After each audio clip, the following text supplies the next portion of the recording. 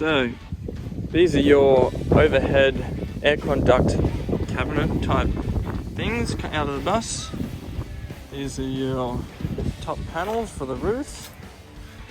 It's a little bit of an idea of what it looks like once you pull them out. So you have this huge space to work with all the way along. What I'm going to do is cut the aircon ducts maybe around here. So we still have the old piece doing the aircon for the seating area, and we'll run the aircon ducts through the cabinetry as well and still have come out the back into the bedroom. More to follow. And basically we'll start with cardboard, mock up a design, and sometimes you may be a little wrong and you just want to adjust it a little bit. You get some tape, retape the edge, put it there, Stanley knife, and eventually you can get a good shape. So tape is handy for that one. Once you get a good shape, you then trace that onto whatever wood you're going to use, and cut that out. You'll end up with lots of different pieces, depending how many cabinets you want to have. This is one that I've done earlier, and for this particular bus, I'm going to put a top rail all the way along, a bottom rail. It seems easiest for this build that we just fix the rails first, and then once the rails are fixed, I'll be able to squeeze in our panels like that. Got the bottom rail going in there, and then you can just mark around and cut out all your bits.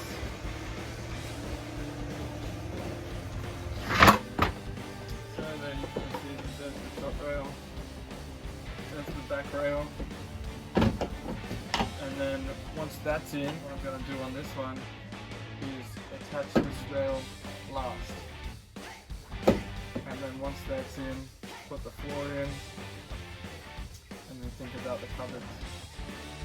So it's been interesting. Every different bus could do this many ways. A lot of people build the cupboard first and then bring the entire thing in and try and fit it. However, that way I would be working with a giant cupboard 5 meters long, and I wouldn't be able to hold it up and screw it down. So I think the easiest way for me to do this is to attach my rails first, put all my dividers in, screw in the floors, and then work on the face cabinets. So next step here, take our big rails and screw those in there and there. So we're going to do that now, and we'll see what that looks like.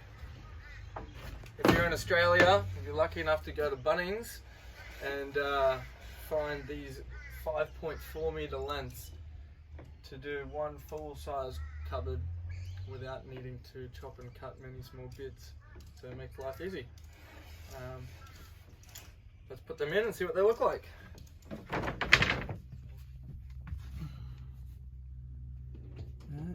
Now, how far does yours need to go? See that line, the pencil line on the bottom rail pencil line on the left? Yeah, so line it up with that. That's good there.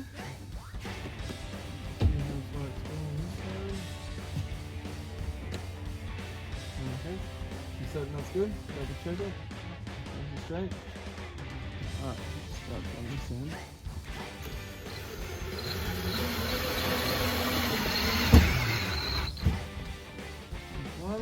Well, it'll be the same as the top. I don't like wrapping screws, otherwise it's going to be stupid.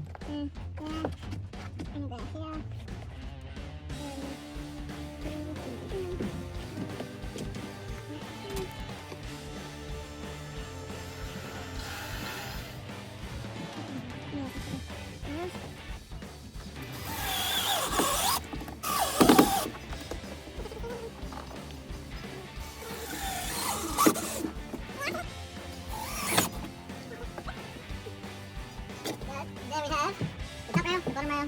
We've got lots of these. You slide those in like that. If you measure them correctly, they will fit. We'll have that. And then we'll have another rail at the front connecting all the pieces. And then we'll be able to put the floor in and some doors and have some storage. Plus build action. I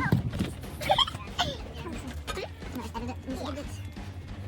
So, do I want a cabinet above the door or not? Probably not, because you would stand it up and put it into it. So, we probably should hang this cupboard here.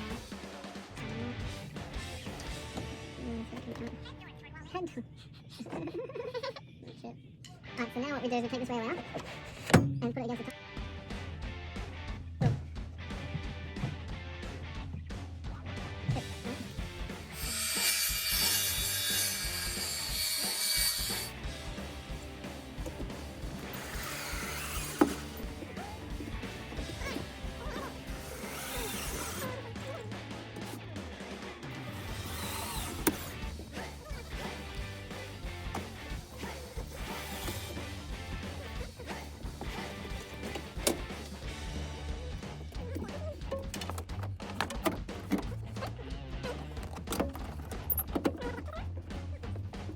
File them smooth to get them all the same height.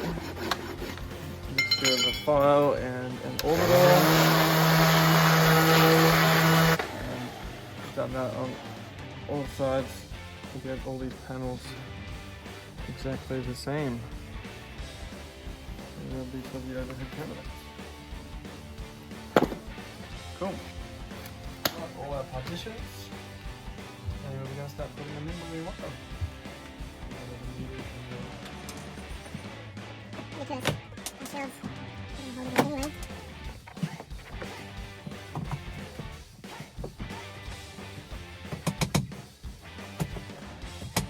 So I'm just roughly placing it in there at the moment where I think they're going to go.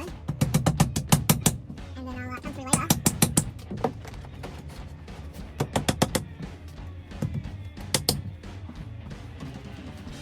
And then I messed this up. This is meant to be the end piece. This is the end piece, which doesn't have a corner cut out, just a piece of wood.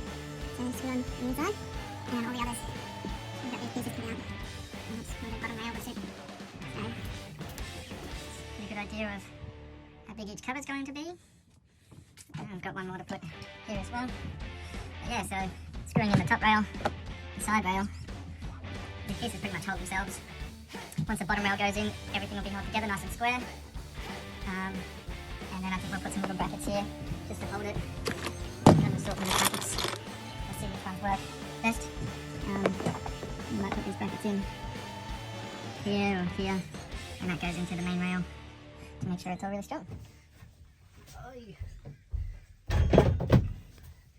Stick them on the floor for now. So forgot to drill holes for the air conducts.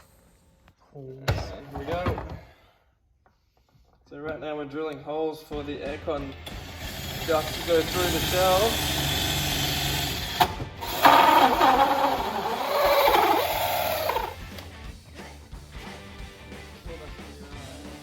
Alright then, next bit. The old channel for the aircon ducts. And up in here we've got the shelving going most of the way down, but above the door there on the left side we've left a gap so you obviously don't hit your head on the cupboard as you walk in the door. So we're just going to fill that gap with the original profile here, the original aircon ducts. We'll chop that up and put that in and see how we go. The old screws there, there's the fittings. I'm going to try and get it in place. Mark it, measure it, and put it there. This is our first cut. We've got this duct in there. My cut is a little bit off and it can still go back this way about yay much. So we're just going to do the scribe technique and get the pencil and run it down along this edge. And now when I cut it, it's going to be perfectly straight to this, and that'll hopefully move it. It's a bit scary cutting this because you've only got one chance to get it right. So hopefully it's right.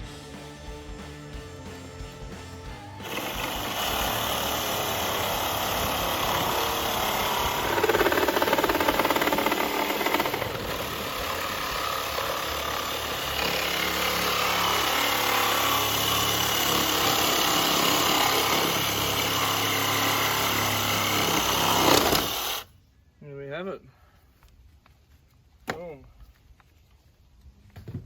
Alright, moment of truth, let's see if it fits.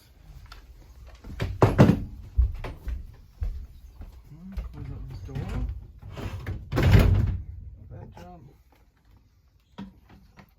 A bit tricky to get in.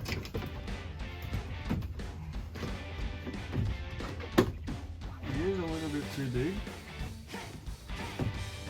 But you can see what's going to happen here. That's going to go back in. Now, I could do one of two things. I could trim more off it, slide it over, or I could just drill more holes in the plastic and store handle. Because this will cover all of that anyway, and it doesn't make any difference. So maybe comment below and tell us what you think we should do.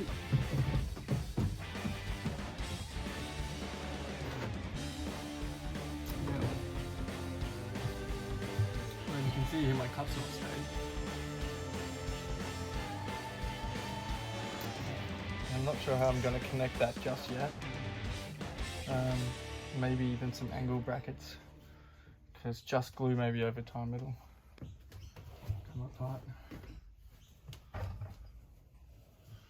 Cool. Don't forget to subscribe. Yeah, don't forget to subscribe. Hit that little bell icon, yeah. Alright, here we go. So we're about to put the long rails in that go from here all the way down the bottom rail, and pre-drill everything and use these screws. There we go.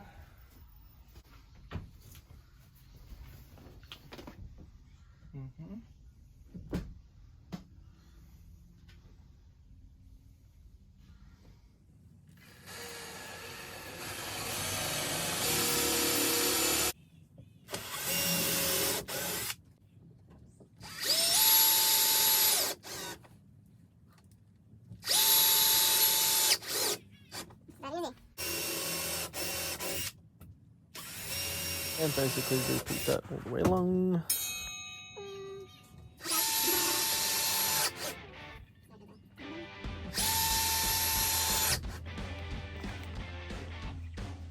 So, I've got a larger cupboard there, unless we decide to put the divider in.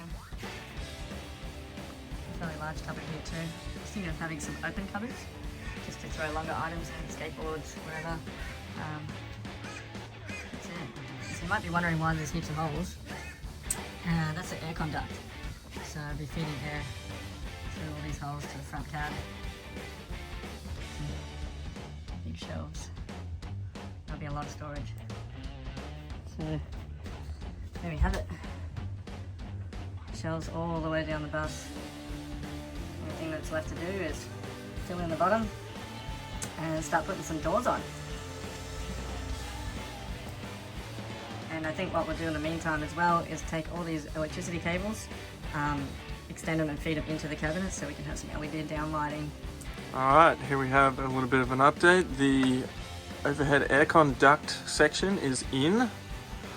So what I did to get this in nicely is I obviously cut it to length, get all that right, make sure that these holes match up. And if they don't quite match up because your length is a bit off, you could also drill out the holes a little bit to make it slide over, which I didn't have to do. They already have a little bit of leeway. It's an oval slit like this, so it can slide backwards and forwards. So you've got a little bit of room to play with. So what I did was put this in, held it there where it needs to be, and I put a pencil line down this side here, took it back out, and then I ran a thick bead of Sikaflex silicone on the inside. That way when I went to put it back in, this is actually pushing up against a silicone bead on the back, if that makes any sense. So it's got somewhere to go to. Pushed in all our little fittings. And we've got one here somewhere as an example. So I've just used all the original ones and put them back in. Now they go in after you put the plastic duct back up. Then you pop all these in, and then your screws go back in. And yeah, so there's a bead of silicone on the back end of that. Pushed it in, fitted it, screwed it down, and put another bead of Sikaflex silicone on the outside. So it's kind of sandwiched in with 2 beads of silicone. So that should be pretty good and tight seal. This side here, you can see I've found the original ones and put them back in. Made a little bit of a mistake here and forgot to put the plastic casings on, but that can be changed later. I found it a lot easier to take this particular top piece out because it wasn't lining up properly and was a bit difficult, so I pulled that out and you can just pop that one back in afterwards. It doesn't really have anything besides clips on it, but yeah, I might give that a bit of a wash before I stick it back in. All the aircon ducts are pretty dirty. Got our shelving all the way along. I've fed an LED strip all the way along so the cupboards can be lit up. We've got that happening, and I've also fed a 12-volt wire all the way along and down the back, because the bus lights, the original ones here, are 24-volt systems and I've got 12-volt LEDs, so something to keep in mind when doing wiring, 24, 12-volt. And I'm also going to have to run extra wires for an extraction fan here and down the back. So make sure you do all your wiring first before you get too carried away filling everything in. I'm about to put the back piece up and do the same method here with the glue. Possibly put some angle bracket hinges sticking out here, just to make sure that that doesn't jiggle when you drive and break the seal. Being an aircon duct, we want this to be as sealed as possible to let all the air through. Now this little section here, there's a few ways you could do this. I've drilled holes all the way through, and my plan is to leave it open so the air can just flow through all the cabinets. However, there will be some amount of dust, dirt, grime coming through this aircon chute, and that will make the inside of the shelves dirty. So what I've decided to do to combat this is to make one more of these panels, stick it over here, and basically create a little bit of a filter box, and get just a car air filter, aircon filter, generic one, in this box, so you can remove it and replace it anytime, and hopefully that'll filter out all of the gunk. Second option, which is a little bit more effort, would be to put a pipe in here and have it ducted going all the way through. However, you need a length of pipe, and then where is it going to exit, and just a lot more dicking around. So my solution is to build a filter box on either side here and have it just filter. And who knows, if you want it really clean air, maybe in the future we could put a filter in a few of them, or before it gets to the front. So yep, that's the progress so far. It's all coming along nicely. The next step is to put the back aircon cover on and line it up with these two sides. Moving along. So here we are with our carbon filter. This will be the air filter antibacterial air cleaner box that we're going to make up for the aircon ducts going into the cabinet. You just ask for the most generic one, or Toyota, Camry, or something you'll be able to get replacements for quite easily. So we'll find a way to fit this inside there. So, draw some lines here. Yeah.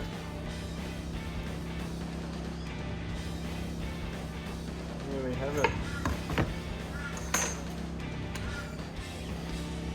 See what I'm doing? Just drilling some holes. That'll let the jigsaw in.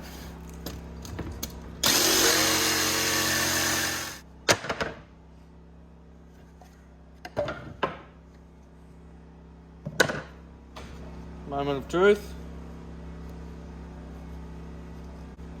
Boom, so there we have it.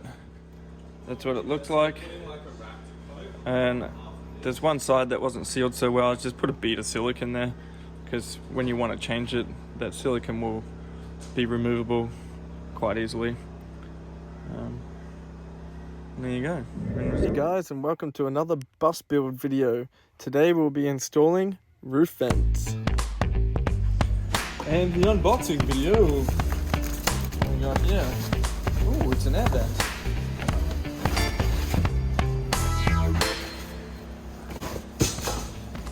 So that goes on the inside. You mark the depth of your roof. You might have a quite thick roof with insulation in it, or it might be quite thin. So you mark that, and then you trim this off to get that distance right. And then once you put that in and screw it all down, you put your cover on, and everything looks $1 million as if it was factory. So we're cutting some holes in the big bus today and putting that one in. It's called the Zephyr High Airfly Vent. The Zephyr vent. I found this to be a pretty good one. It's a 12-volt fan. And it's got your open and close from the inside, and suck air in or push it out. It doesn't really come with too many instructions. That's all you get. So, and you get a couple of screws and a fuse.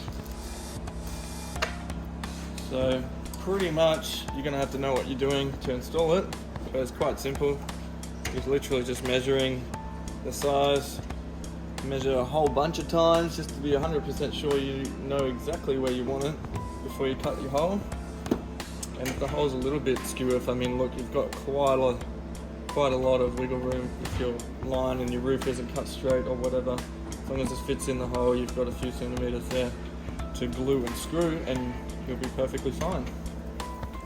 So we're installing roof vents, and I've decided that I want it right here. The bed will be over here, but there's a lot of support beams and bars, and I don't really want to cut through all of it, so I thought it might be easier to put it here. This is actually holding the light fixture, so I think what I'm going to do is cut this out, remove that bar, and then I've got a very clean flat area to be able to trace and cut that design. Could put the fan over here,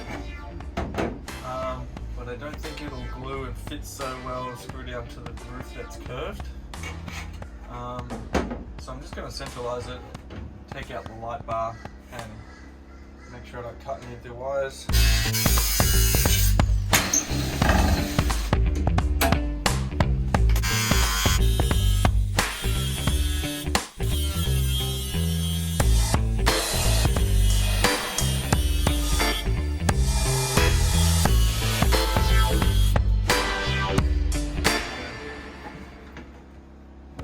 Wells, if you got what you call them. But yeah, so we kept wiggling it until that came free. You'll see here, that's where that one wiggled out of, and there's another bit here. I left that a bit larger so I can grab it with a pair of pliers. And if you can't get it off like that, you could use a drill and just drill those points out. So now we're marking our hole. I mean, ideally you'd like that to be center of the two bars, but remember, you won't see these bars once you put your roof lining up. So whether this is a little bit more forward or backwards, you won't know or notice later whether it's center in opposed to these beams. So the main thing really for me is that it's center to the bus, left and right, and that it's not on a weird diagonal. You can do this any way you want, but I've got myself a set square here, and I'm just going to press it against the rail of the bus because I know that's straight. And I'm just going to mark some lines across here.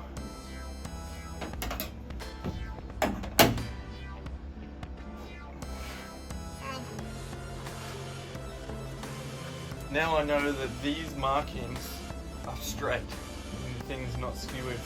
You can find the center point by measuring from either side, or you can trust in the bus rail I want to trust in the bus rail because I think that's the center. However, I'm going to measure it anyway, just to get a better idea. So 54 and a half, 55, 54 and a half, 55. So that kind of says to me that that is center. Measure the distance of our fan, find the center point of that. I'll probably draw it on this casing, and then I can match it. And as long as it's along this line and matched with the center, it should be pretty good. So let's do that. Alright, and at this point you grab your lovely assistant and hold that in place.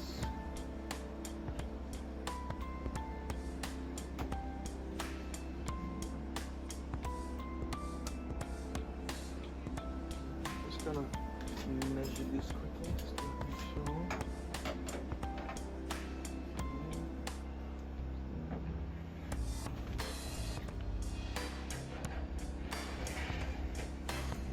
That was in.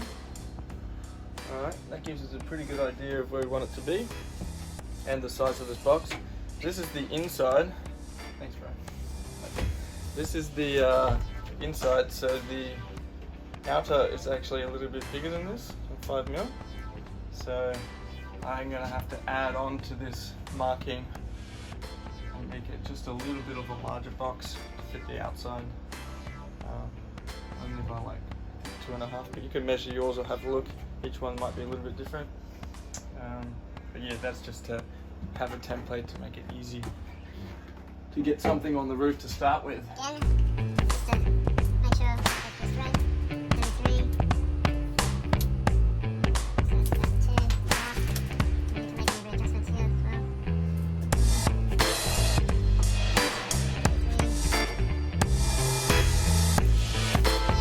Let's measure a few. So bang on the middle. Bang on the money. So we want. And there you have it. We've got our outside line and our inside line. So the outside one is the one we're going to cut. That'll let the vent come in. And the inside one was just a guide to make things easy for us.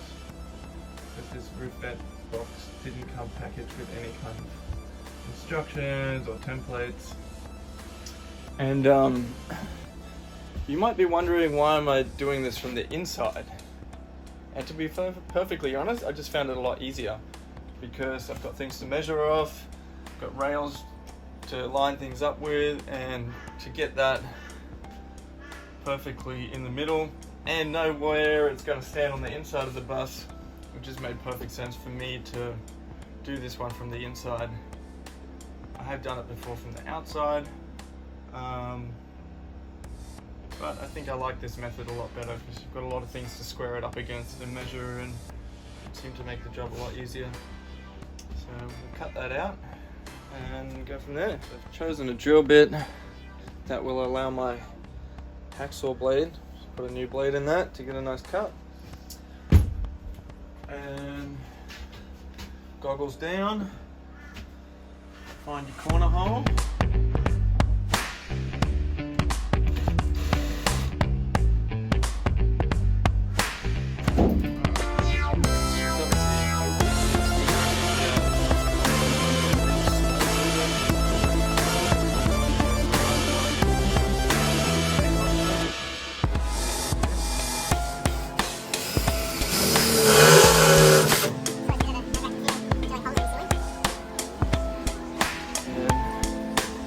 See what happens. Add some metal filing to go down the shaft.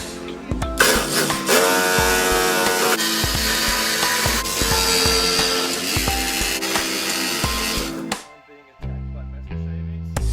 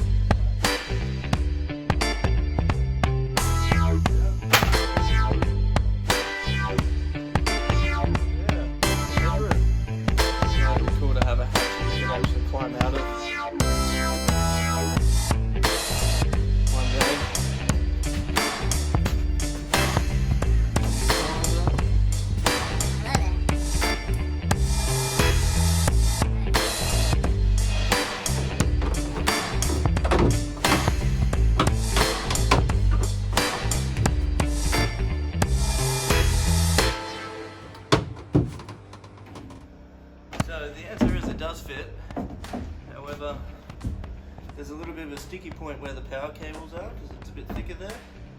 So I might just have to take a little bit off this edge where the power leads are meant to run. So once it gets past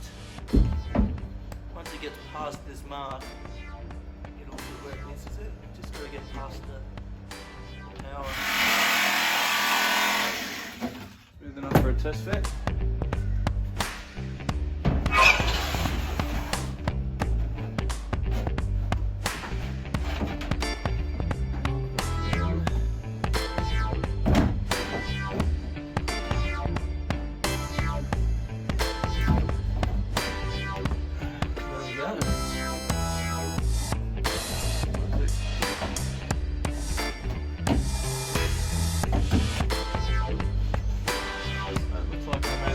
Cut.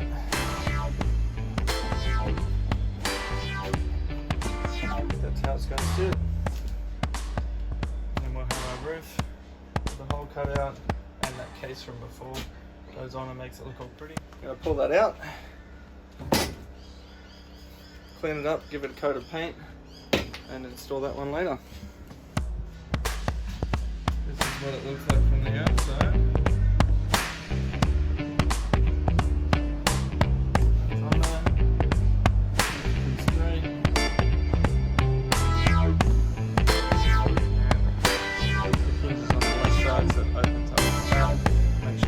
Direction correct. I might put another one down the front as well. So 1, 2, and the rest of the roof will be solar panel. There we go. We've sanded the outside edge to get rid of some of the old paint to make sure that the fresh paint, or the primer I should say, this is etch primer on the metal surfaces. Gave it a bit of a sand as well. So Superflex glue will stick really well. We are armed with self-tapping metal screws, drill, and a gun. So what we want to do here is put a fairly thick bead of silicone.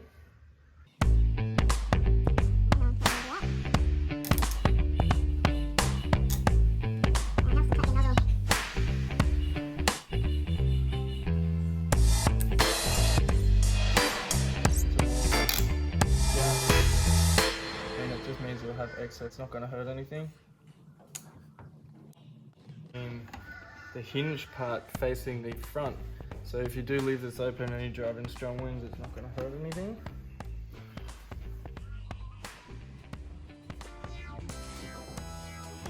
There she goes. There you go.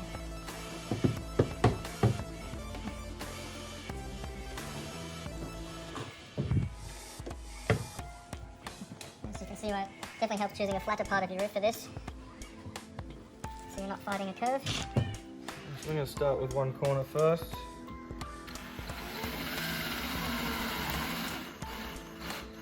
Put that in. Make sure it looks pretty square before you put everything else in.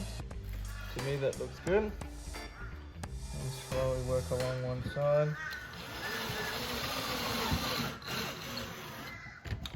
I'm just going to put them in all kind of not super tight, just like, you know, snug, as I work along.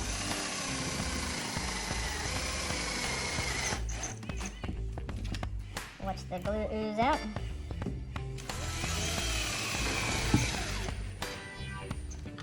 And now you put enough glue if it oozes outside, that's what you want. You might even add an extra, if you think it's not enough or you want to be safe, very safe, add another bead of glue around the outside once you're done. Might not look as pretty, but not very often do you get up and look at your roof, so it's more important that it's sealed and you don't get any leaks.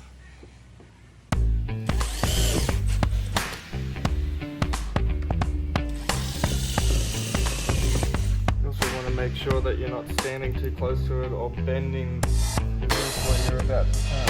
Again, it's not going to be helpful.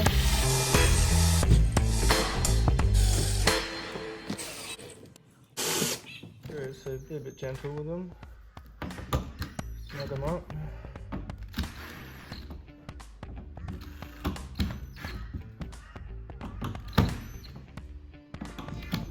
you are only drilling into thin sheet metal. So if you try and make the screws too tight, it'll rip the steel.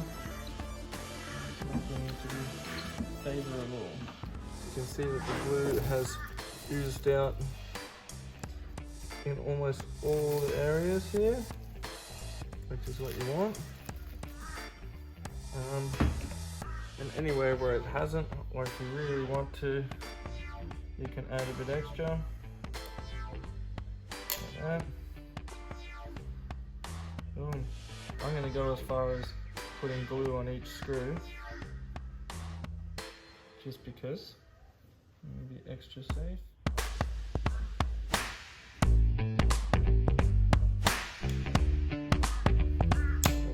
Where you think you might need them.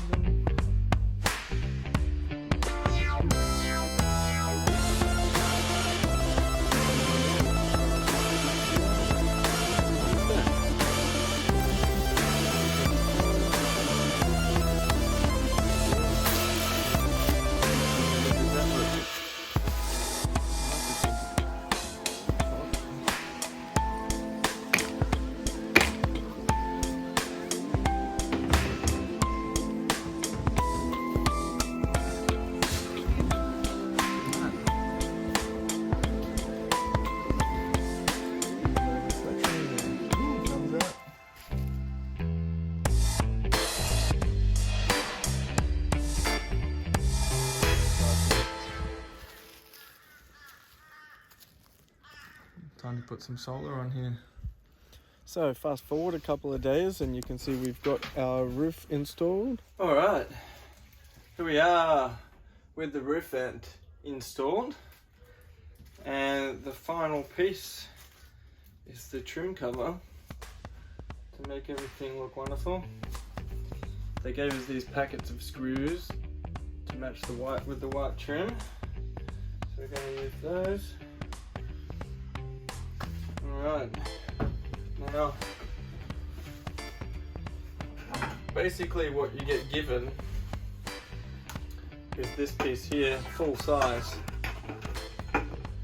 So depending on the depth of your roof, you can match that to fit your vehicle. So the way I've measured the size of this, so as one piece, put it all the way in to where it needed to go, maximum fit.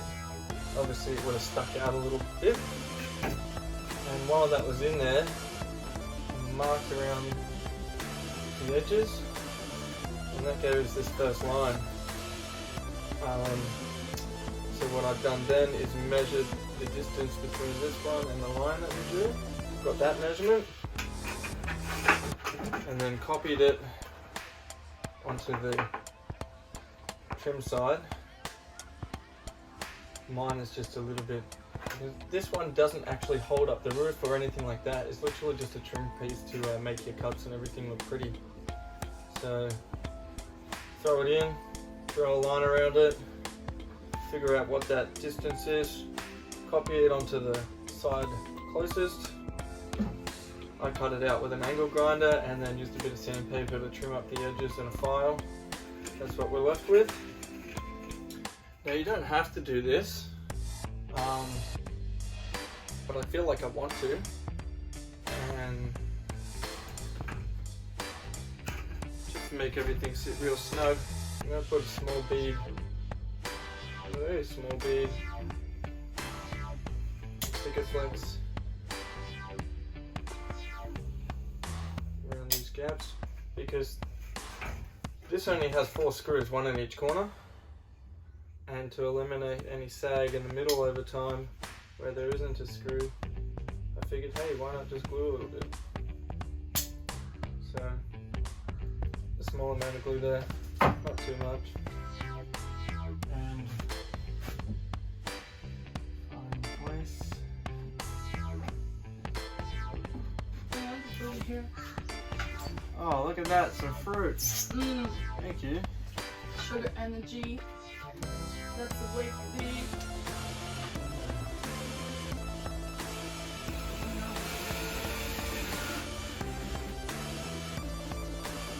You want to put these screws in gently. don't want to force him in to strip anything or crack the plastic.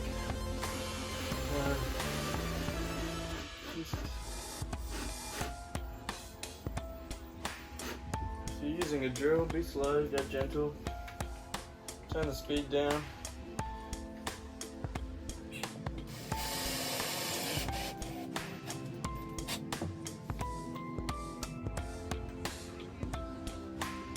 See what I mean? One of the sides. It's a little bit. It only has 4 screws. So yeah, also just a little bit belly. But I mean, there you go. Trim's on there, it's looking good. A little bit close up. Look at that, does that not look great? We've got it wired up already. There you go. And then this is to open and close your hatch.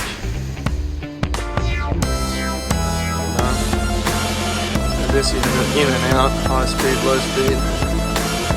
There you have it.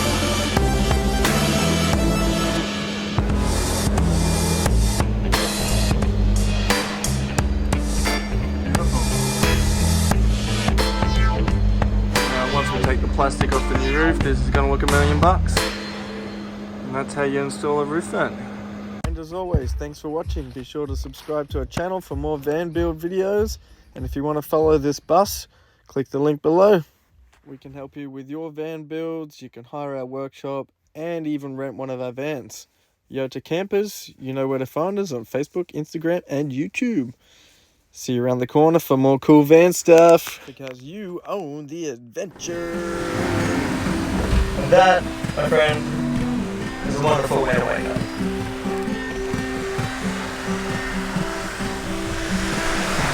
Van life, that was fun. Goodbye.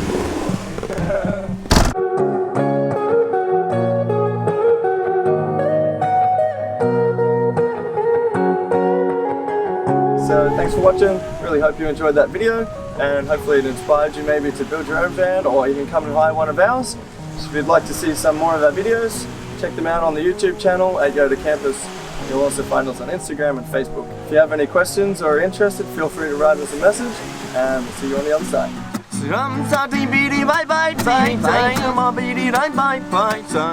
Alright, back to the overhead cabinets.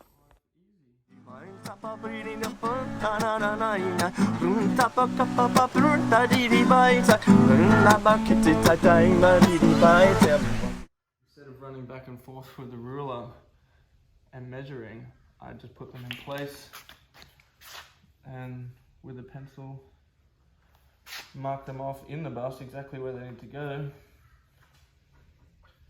and then you know that they're going to be perfect. Fine. I've already got one up. Yeah. Just continue to fill it all in. And the pine wood looks pretty nice as is, especially if you lacquer it. But I think we might even go as far as staining it.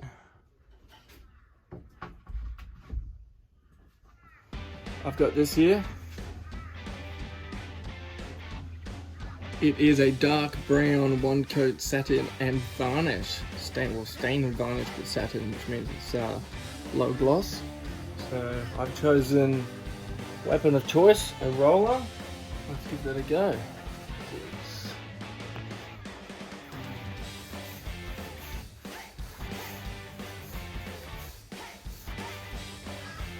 Looks pretty good.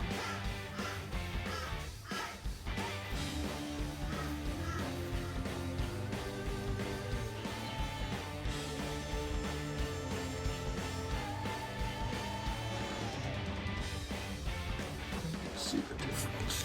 Do it.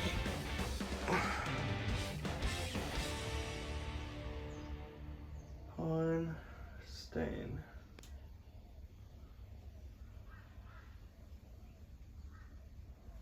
Pine stain. I really like it. Light and dark, but I think that's just where the windows are and it gets the reflection. But it looks all one. And all of that. Oh, what's this? We skipped it. As you can see, the roof is already complete. Thank God Check for this fan video when it's if you thin. want to see the steps and process with that. Roof vent install and roof install. Bus. Partway completed. Decided to paint in black aircon piece. Black. That's really nice. Do something a little bit of a modified touch.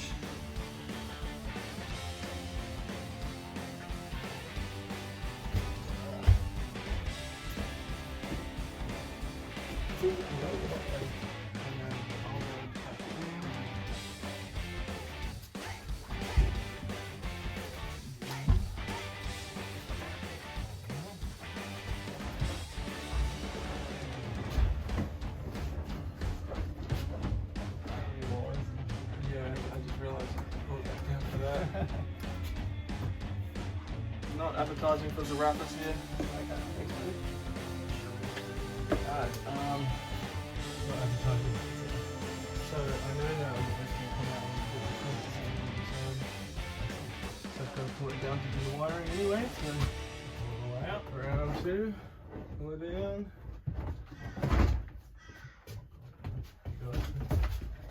I got it. You got it. Another trick is to label label all your wires so you know what they are. 24 or 12 volt fans, lights, whatever you got. alright, so we all know what this is. RGB LEDs. So bought a little strip, comes with a remote, and that's the sensor and the power, and plugs in. So, and this is the vent that's going to go above the bed, up in this hole. I'm lying on the bed right now, and there's some kind of mood lighting coming through there, which I think will be really cool. It's always nice to have. Painted everything black to suit, and I've glued the LED strips on the back of it. You can see there. They're all ready to go. Can't wait to see what this actually looks like.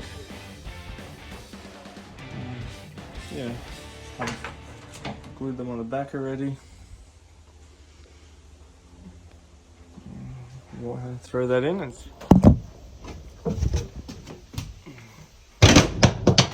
that's helpful. Throw the screwdriver away. Alright, I got it back. This guy here. You know, play all the right moves, do all the right things, and still fucking fail. Yep. Alright. That's the business of. Yeah. It seemed to dry well on the plastic for whatever reason.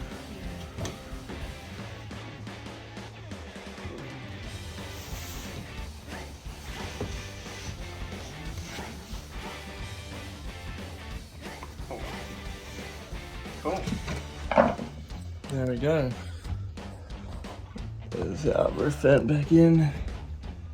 LED strips in it.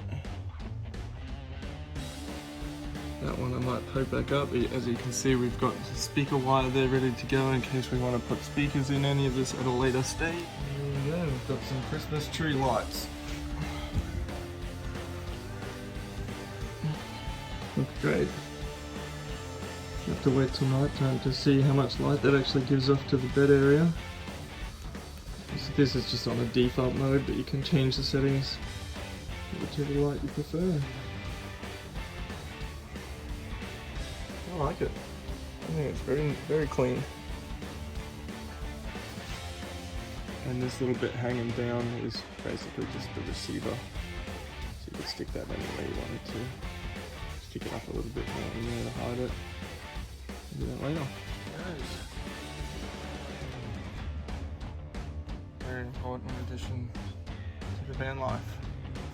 So we're back to our 12 volt switch conundrum of having two switches for one light, what they call two-way switching, or some switches three-way switching, same thing. The idea is you have two switches.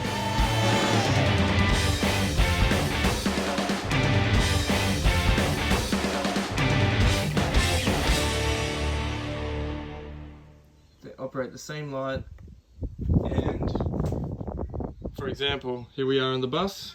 We're sitting on the bed right now. We've got a switch here, LED lights run down the cabinet, and we have a switch on the far end. Now, if you just put the two switches together normally, you turn it on over there, your light's on, you get in bed, and you try to turn it off from here and nothing works. So the two-way switching will solve that problem, meaning you can have the light on over there, walk down here, turn it off, and it will affect that switch. So I'll show you a little example of how this works. This switch here, if I turn it to the on position, the light now turns on, and then we walk down to this end and flick this switch and the light turns off. Now leave it in the off position. So we've turned it off at this end, and now we're going back to bed, and we want to, for whatever reason, turn it back on without walking back down the other end, and it works from this side again too. So just to explain how, we've got a switch here with a double on position. So you've got 3 pins to work with, so you can see there. And the best way to do this is to mark all your cables. So we've got an L1, the positive from the negative from the LED, and the positive from the LED here. And if you follow the diagram, which you can find online, it should be pretty easy. But basically, my assistant here is going to run you through it. Just want to explain quickly how this works. Oh yeah, so this one, basically you've got the circuit arranged in such a way that as long as one is turned on and the other one is turned on in the opposite direction, that you will have the lights turn on. So at the same time, right now they're both on, but they're in the opposite arrangements. But once you make them different, then you'll allow current to flow through the LED. So basically what you have is a positive loop. Yeah. And one switch breaks it in one direction, the other switch in the other direction. Yeah. If that makes sense. I believe that's how it works. That's a much better way of explaining it. Yeah, and so you're pretty much running off 3. This has 6, but it means you can just have an extra accessory on the other line. We've just attached everything using one side. So we've got what you call your COM2, your positive, your L1, and this one here goes to the positive of the LED. Hey guys, epoxy time! Found this little number. I actually purposely picked it out because I thought it was really cool and we can do something with that. So we're going to fill this with some blue and glow-in-the-dark epoxy resin. So what I've done is I've taped the back of it really thoroughly to make sure that none of the epoxy resin can seep out onto the floor or ruin our mold. So yeah, tape the back really well. And then I've gone over it with the orbital sander just to sand up the surface a little bit. And then we're going to mix some epoxy and fill the hole. Use a little shot glass. Now, what I've got here is some glow pigment. A little bit left over from last job. So we'll chuck that in there.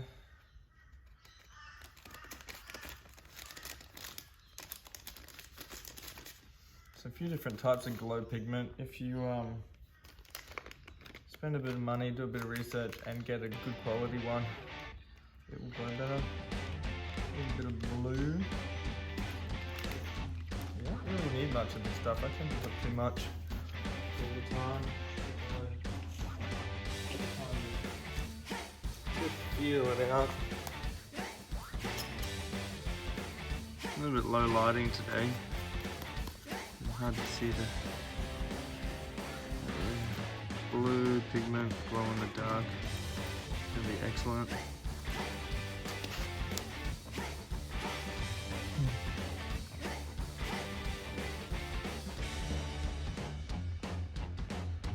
And you can get different types of resin. If you want to do like a very deep pour, you can get this stuff called deep pour resin, I guess. And it dries a lot slower to avoid overheating and cracking of the layers.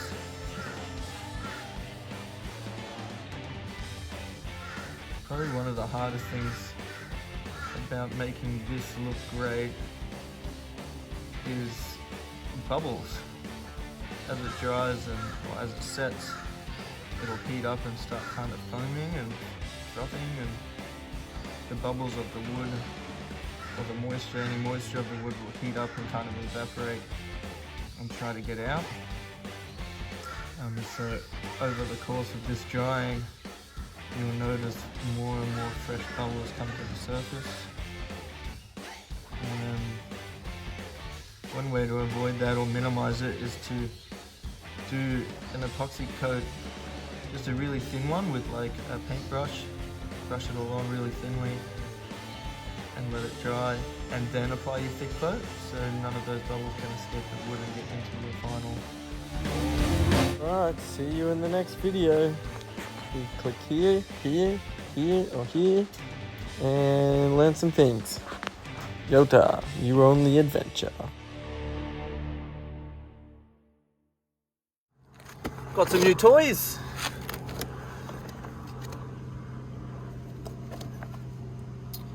So this is going to make the job easy to attach all the cabinet faces to the front face of the cabinet without having to pre-drill and have countersink screws and big holes to fill in and so on. They're just going to be these tiny little nails. So, see what we get in the box.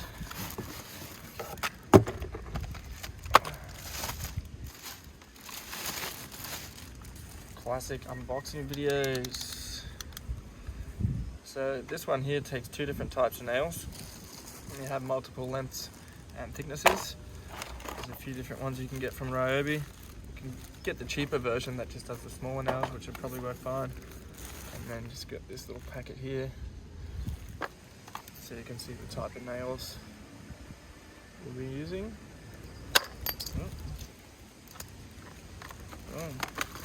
And this particular nail gun's about $300 all the bits, but there is a cheaper version. I got this one because I'll use it for multiple things and having different size nails. This is always a win. But there's a bit of a guide. Oh look, it came with nails.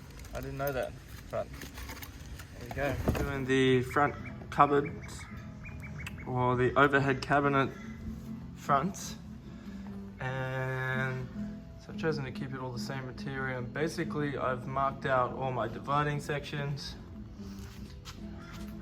and I'm just going about cutting them out like that, so then we'll end up with all the door pieces as well as the frame, the front frame.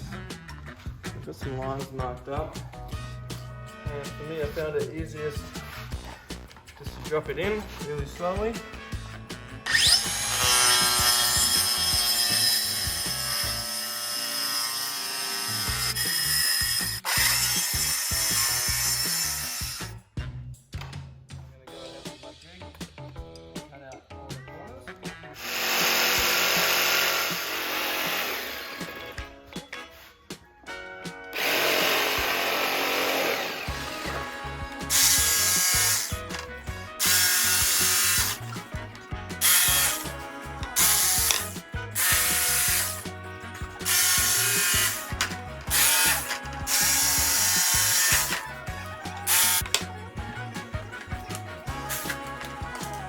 Be sure to mark all your cupboards so you know which door went where and the orientation, top, bottom, so on.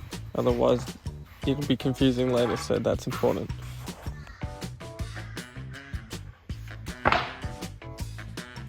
Alright, so we've got our cupboards cut out and marked up. These are going to be the overhead cabinet doors. And I've given them all a nice sanding, got them smooth, smoothed out the edges, all you want to do, make them nice. And now I've got some creamy white house paint. If you look on Marketplace or secondhand, generally you can find the house paint at a relatively discounted price. Buy a whole tub, use it for everything, and you've got the same colour if you need to do touch-ups later. I'm starting by using a brush, and for that reason, to be able to get all the paint in all the crevices, I thought having some bristles will help get the paint into where it needs to go a little bit easier. And this will probably dry with some brush stroke marks, but tomorrow I'm going to do a second coat with a roller, and then we should have a pretty good finish without brush strokes. So yeah, let's get done.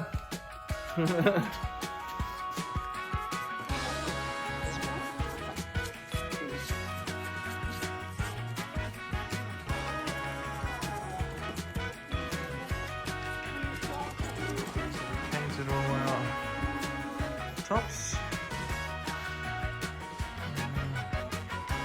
cupboard faces, and there's our shelves in there. Alright, and welcome back to the door fronts. I'm going to start attaching some hardware and getting things measured out. This will be one of our smaller doors. We have a hinge on either side, and then we've got these fancy push button latches that will go on behind, whoop, that way. And you drill a hole the size of the inside of that, and when you stick it on, it'll look $1 million. And you push it on. Beep, beep. So the way to make this easy is in my bus, pretending this is the cupboard, and this is the size of the front rail. So basically this is our measuring stick to get the distance right here. We're going to put our push lock in, and the way this locks in, if that were the inside of the cupboard, you attach this little bracket, and then that goes in and out, and we'll lock on.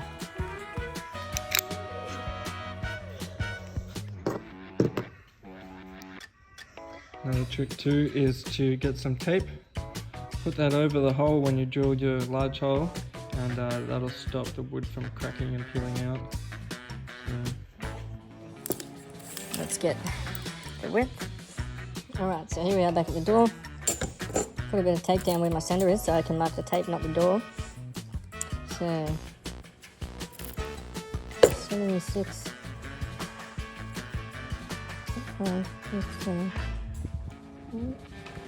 That's my centre. I'll check. 6.5, there we go. 6.5. So it's actually here. So that's my centre mark.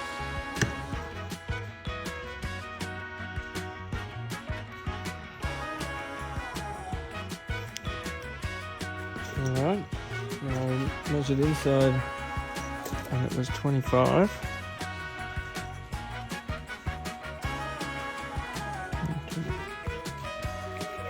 The center of that pin is 1.5, 1.6. So we go from that point to 1.6. This is going to fit with there on the reverse side of the door, obviously, and then behind it, you can see that's our latch. And inside the bus, this will screw on to that rail like that, and you will go in like that. I'm going to go double check my measurements, make sure this rail fits, that that's right and everything, and then make sure it's perfect and cut these out. So Good thing you double check, because you always realize there's a slight mistake. So what we measured before was, yes, 25. However, on top of 25 is this little piece. So it'll be 25 plus this guy. I'll go ahead and do that now.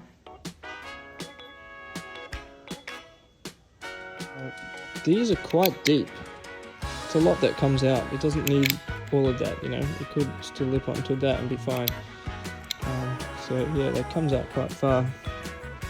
Which means you're better off leaving a slightly larger gap than this, because if it were too small, then it would hit without it, and we don't want that at all. So that plus a mil gives it plenty of room for this, because it's quite large, and ensuring that they don't scrape when it closes. This is the bit I have to the size, and it's not quite there to do it with that one. And then a little bit of hand sanding to make the ring fit. And remember, we only want it the size of this ring, not the outer, the inside. And that slides into place. Alright, go ahead and do this out. Put our hinges on and our plastic ring in. The next thing to do is attach this. I'm just gonna hang that over a table. And pop that in. Like that.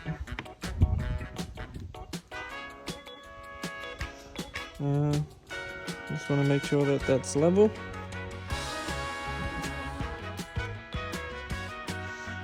And put a couple of screws in it. Obviously make sure that the screws aren't too long and won't poke through the other side.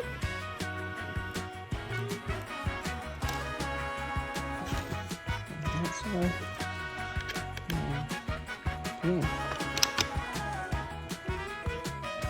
Alright, as you can see, we've got our little ring in. Next thing to do is measure that. Put our hinges on. And now put in the bus. Double thumbs up. Alright, so what we're doing now is putting the front faces on. The frames, so to speak. And now we get to use our new toy. Pew, pew, pew, pew, and pew, pew.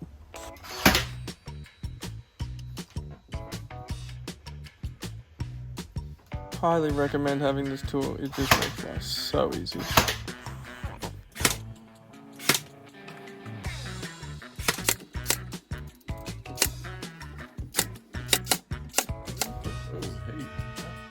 So I've got glue on all our faces.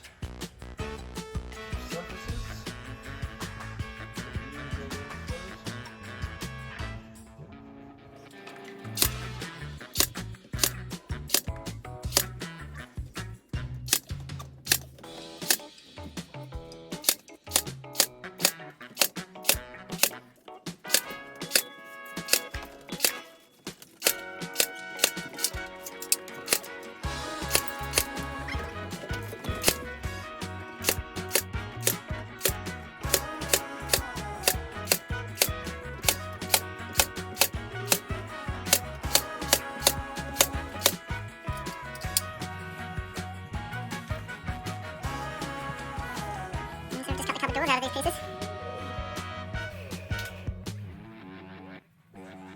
And I think I'll stain the bottom with a dark stain, and those top parts are going to be painted white. So then we'll just go up and give everything a sand, get rid of all these markings. I'm putting on the extra pieces here and here, because when my door faces close, then they'll have something to close against. I could have done that sooner, but they're just going to go there. And you won't really see those at all once the cupboard front is in place. So it's the only way to put all the faces on without drilling a million holes. And I mean, okay, yeah, things you can do. yeah, shoot them at everybody.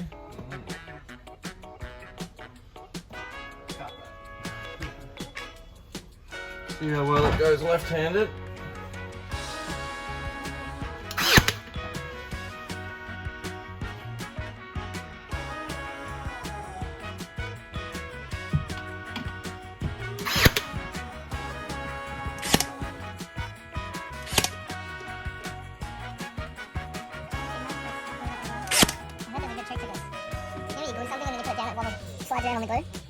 Yeah, so apparently you can put like salt or some sort of grain in it. No, it just sticks.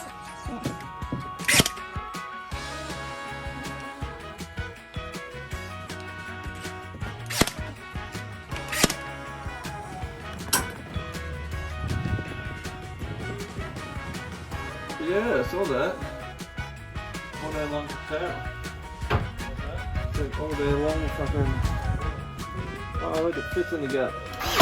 Perfect.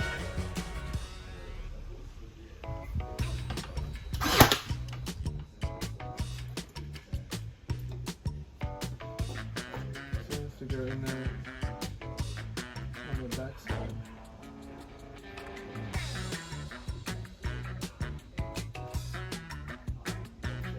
Yeah.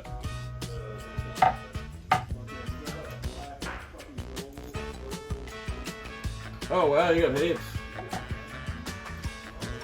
So if you want to hook those up to that battery, the cables down there. The line. What? Connect those batteries back to the battery. If you want to bring the battery up, where to give him this shit from. If that's what you desire. Now it's on. Oh look, that side's on too. But it only goes to him for some reason. Just got that over, or is that just Broken LED. Turn that off. Neutral. On. Alright, well now that we know that all our wiring works, would you like to grab me a drill, Ollie? Big enough to go through this hole.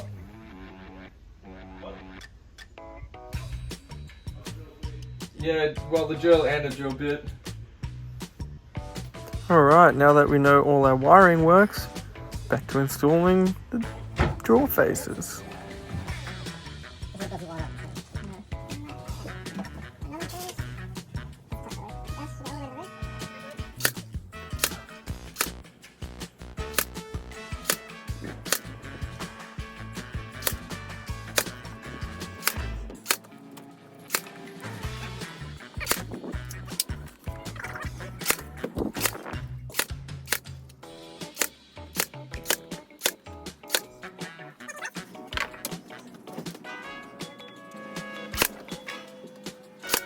And there's our shelves in there. But we want to fill in all the nail marks and screw holes. Got some one coat stain varnish here. It is satin or dark brown. And then antique walnut was the closest one I could find in the shop. So that's a stain, which we're going to stain our pine with. And this is the filler putty to fill in. We've got, we filled in all our holes, all our nail holes and screw holes. And we'll just let them dry and then sand them back.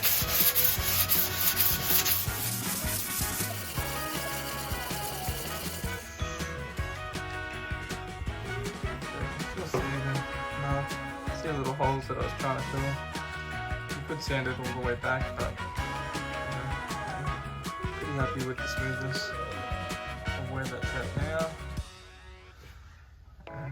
This was the main reason I did it, because I wanted to fill in all the joins. So I'll continue that. Note to self, maybe use a flexible Sikaflex that's sandable for the joins, because if there's any movement later, there will be cracks. So for joinery where there will be movement, use some sandable Sikaflex or something similar. So on this face, you can see I've already filled in all the nail marks and any gaps. I'm going to paint the front faces white to suit the doors. And then underneath, I decided to stain it. So I'm going to go ahead and use this walnut putty to fill in all of my screw holes, which we don't want visible.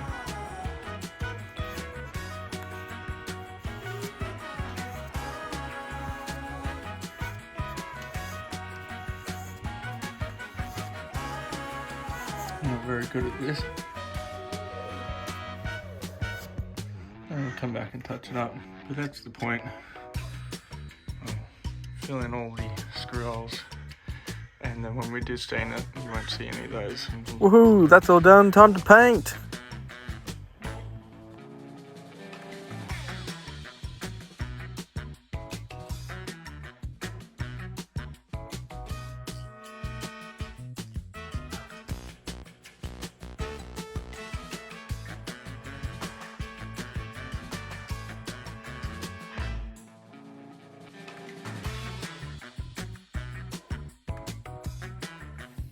Oh, it goes dark on me. Oh, that's much better. White. How good is that? I do have some white shells.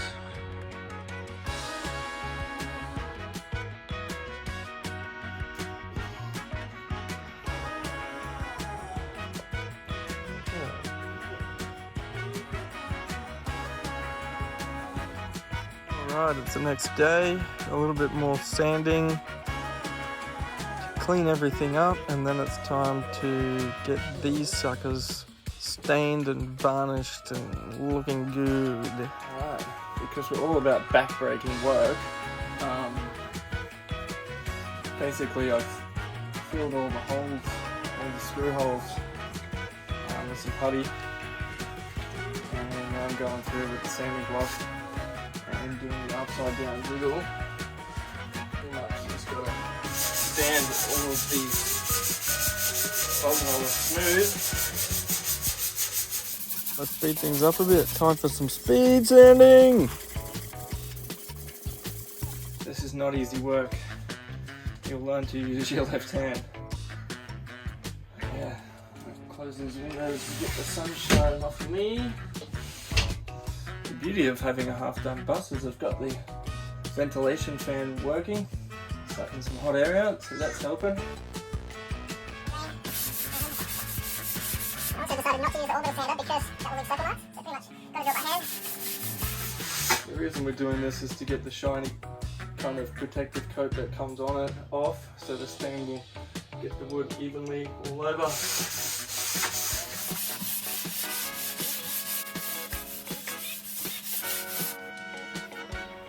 Alright, so we're on to our staining. I've got this here. It is a dark brown one coat satin and varnish. Stain and varnish, but satin, which means it's low gloss. So I've chosen weapon of choice.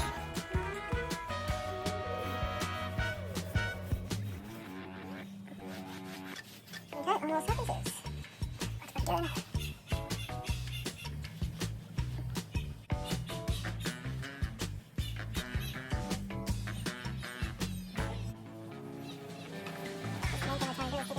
Looks pretty good.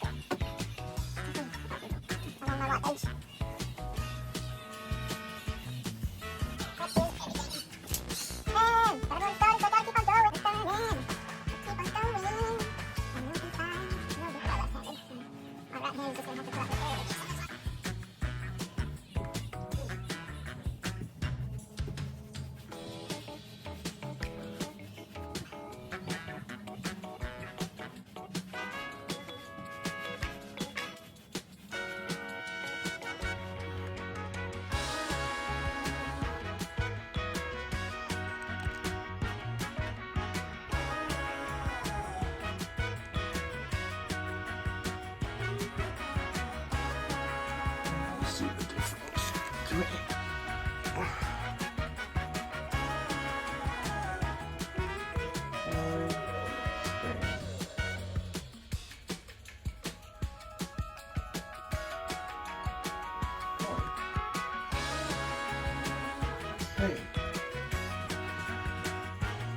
I really like it. Probably does it little justice, but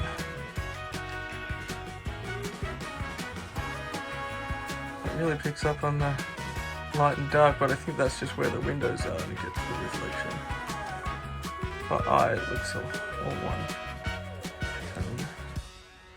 So we'll keep going, we'll do all of that and all of that, and we'll have big muscles. Phew! Thank God for this fan doing its thing. Without that, it would be hot in here.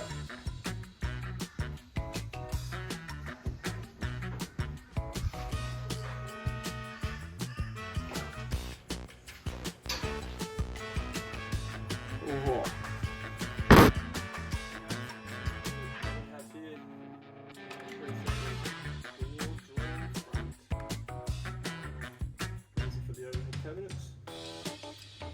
I'll show you how I got all the measurements in a second. So I'll show you one of these. Go ahead and install that and see how it looks. I've already attached these hinges with just one screw, measured them out. So there's that. Got our spacer. I'm going to go ahead and screw these in. Everything straight. I've only put one screw in so I can jiggle these and make sure they're where I want them. That looks pretty good to me.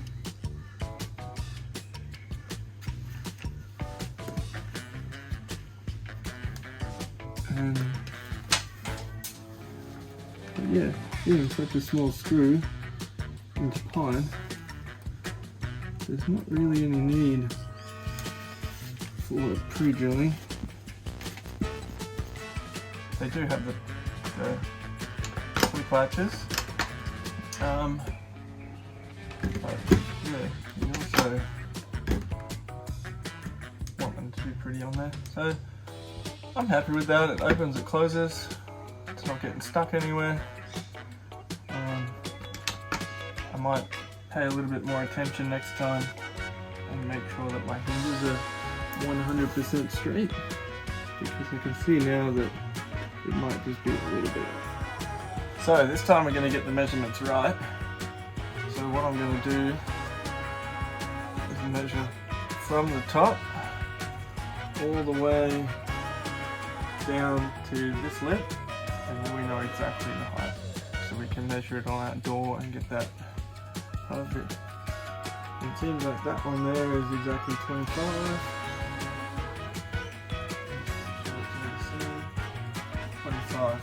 So now that we've got our measurement, we can do that. I know our video is a little bit backwards here, so you've already seen all of that, and we'll just continue on to this step.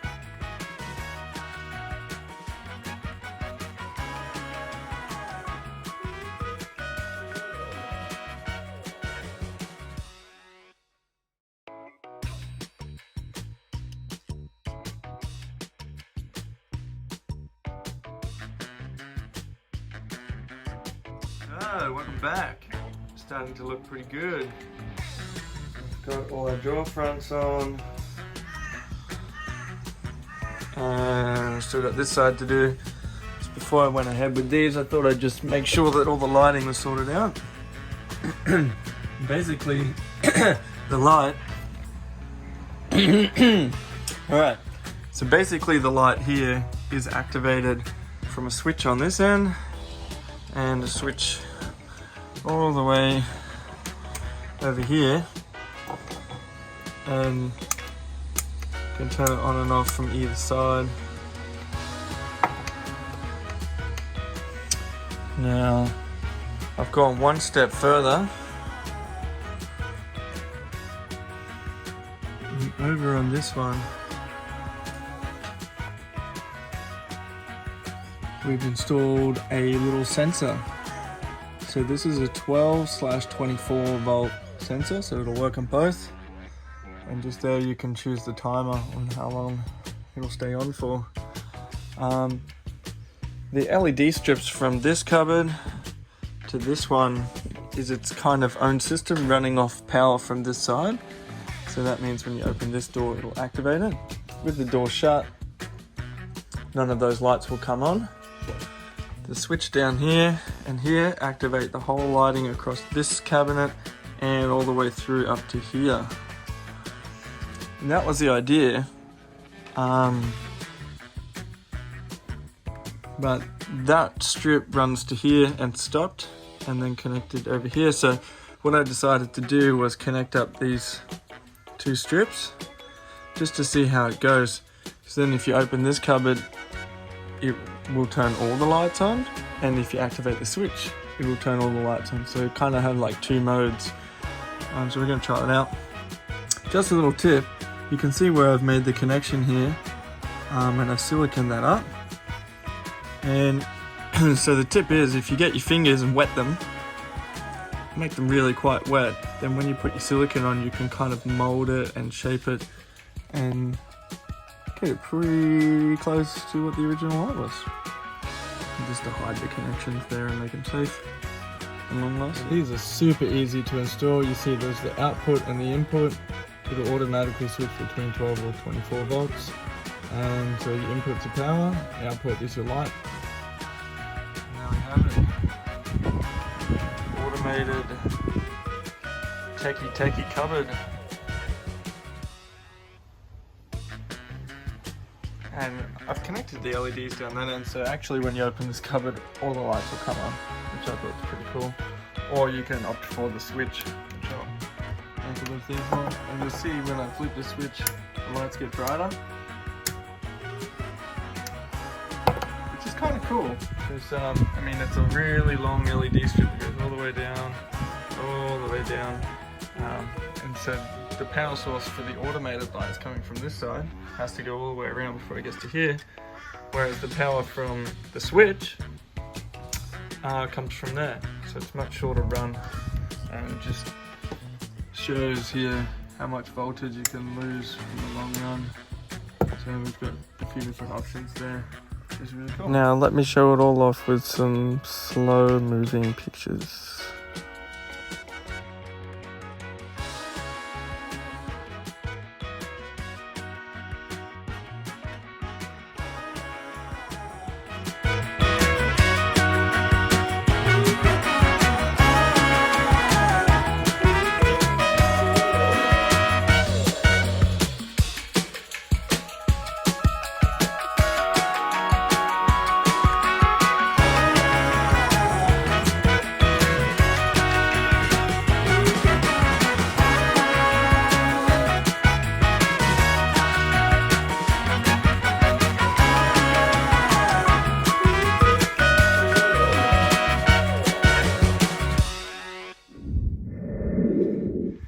The bed frame, and with an old bus there's a lot of dirt and dust everywhere, so I decided it'd be a good idea to vacuum, clean, sweep, wipe down all the areas with bleach and get this as clean as we can before we put the bed in, and it'll be difficult to get under there.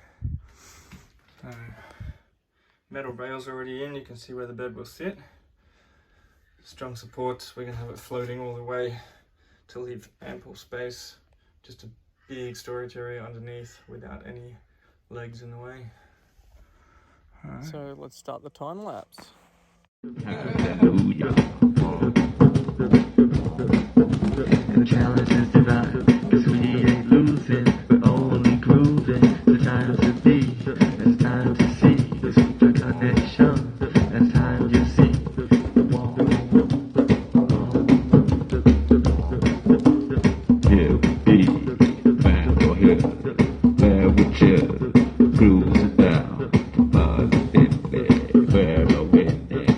Alright, now that we've got our bed frame in, built this little cupboard, cabinet, box, table thing.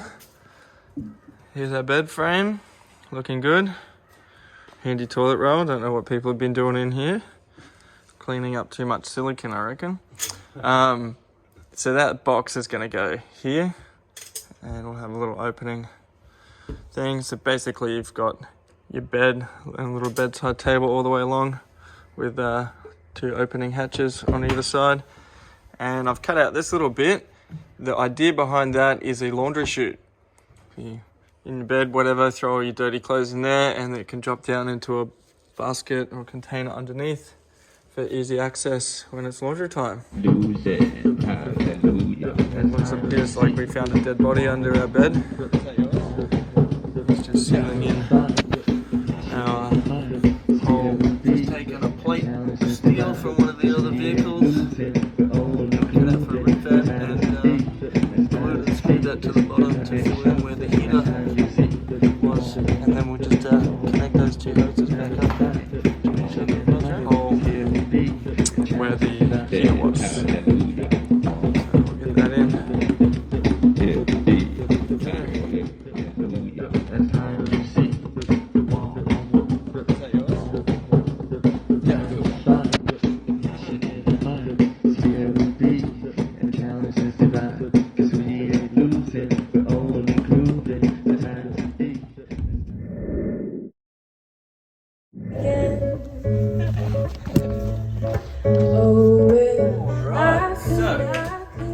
made it to the stage of flooring. It's a pretty good milestone, I think. We've got these real wood floors. Not sure exactly what type of wood this is, but it's very beautiful. So, let's get into it.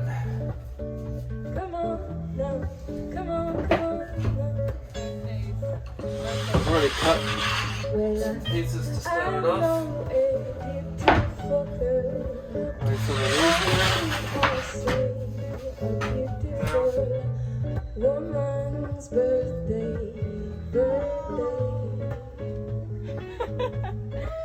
But it's no story of coming of age. She's just shining like the sun on her birthday. On her birthday. Her birthday. And oh my dear, I hope you're laughing. Oh, I hope you're dancing.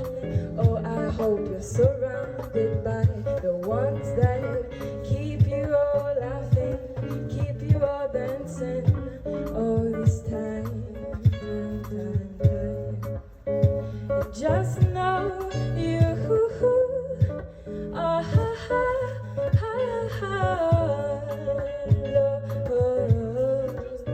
so loved on this stage.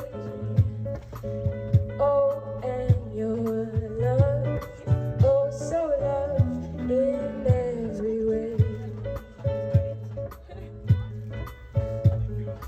Sometimes with the wood packets, this is what you get.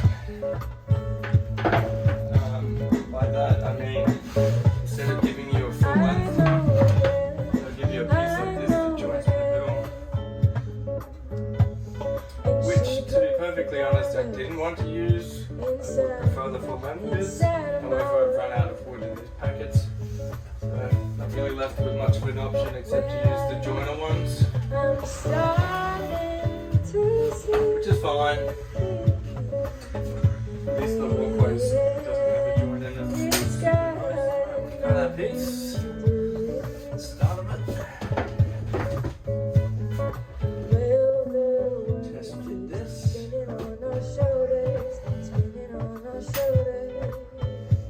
Use this as the template. Idea of what I'm doing. Bring the camera over here.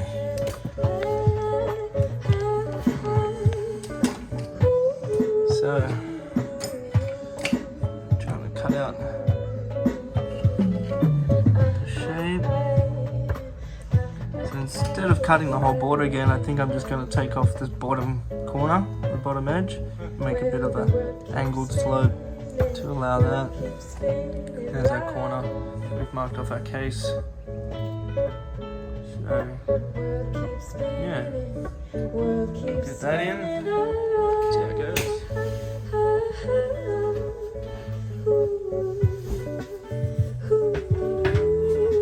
Looking good, boys. Alright.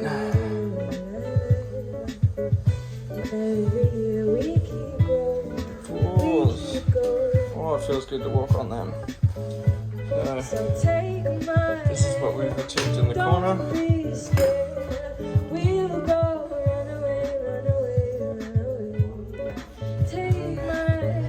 Let's just go do the tricky bits. And this is what it looks like. This is what it looks like from the other side. A few more pieces to go there. And we'll have a complete floor.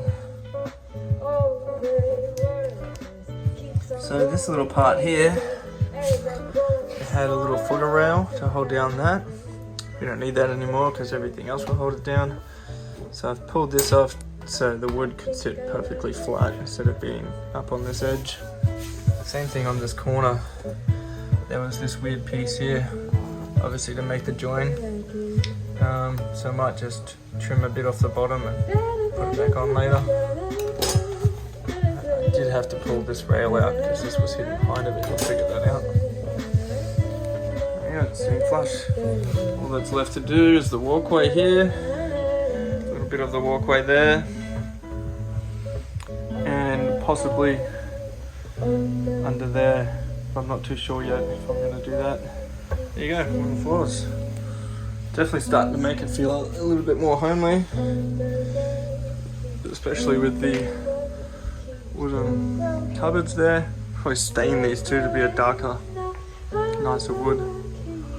And once that connects to the bed, it'll look quite nice. And these bits, I'm not sure what I do with them yet. Possibly AstroTurf, so it'll be like a green fake grass. We'll see how we go. As always, you're on the adventure. And here we go, some more flooring antics.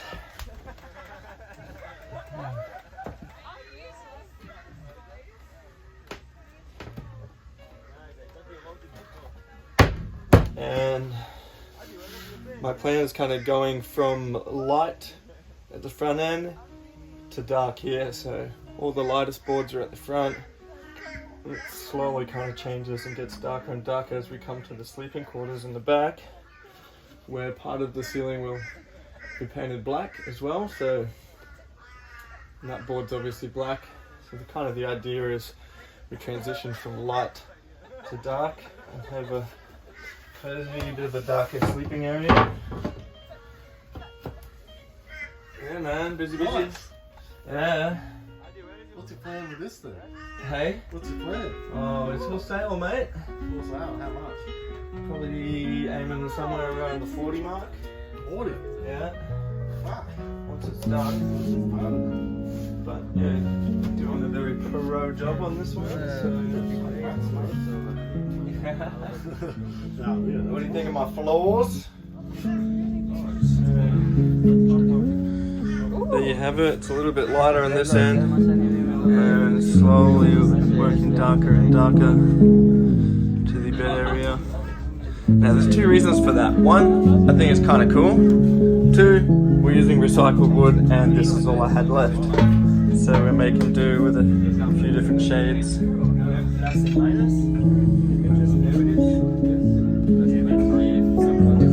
Dark material here and the whole top section will be black as well. Transition. Yeah, boy. Just a bit of an update on the flooring. So now I've got all my pieces, I want to make sure that they're together properly. And then drill some holes, countersink them, screw them down. And choose the spot where you screw them down.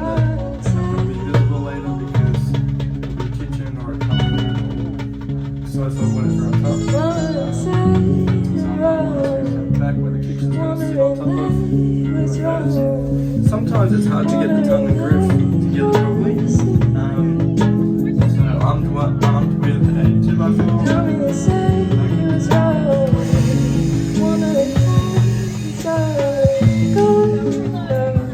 That all the tongue and grooves are clean, so that it's a clean fit. And then we're using a 2x4, mash it together like this. Give it a bit of assistance, tap with a hammer. Using a big long piece of wood just to show you that soft piece of wood. The longer it is, the more spread out that initial wax is going to be. So you just want to protect that your tongue and groove isn't getting damaged in the process. Hitting it directly with a hammer is definitely not a good idea.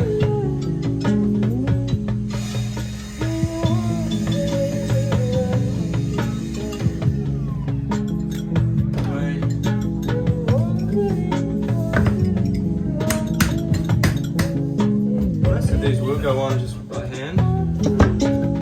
Definitely makes it easier.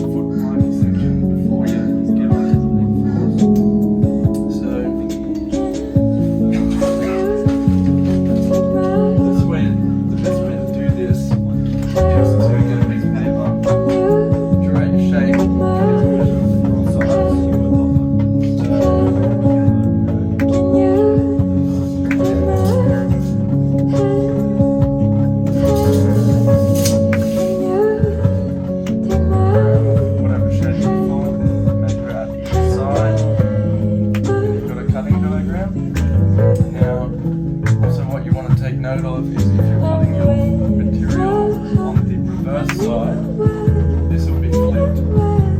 So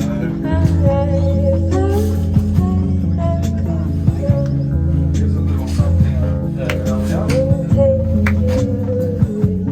This is one of the floor pieces, and say I have a diagram to match the top section. That's how I wanted to see it. Now, because I've flipped it over, cut it out from the back side. Whatever our drawing is, we've got to mirror that. And then when you flip it back over, it's going to be correct. So I've done that already. I've measured all the sides, got a template, flipped it over, mirrored my markings, cut everything out. And the only thing left to do is leave it in. I'll pull it back up. Now the cool thing about AstroTurf is if you make your cuts really nice and press them together, once you glue it down, you wouldn't even know that there's been cut.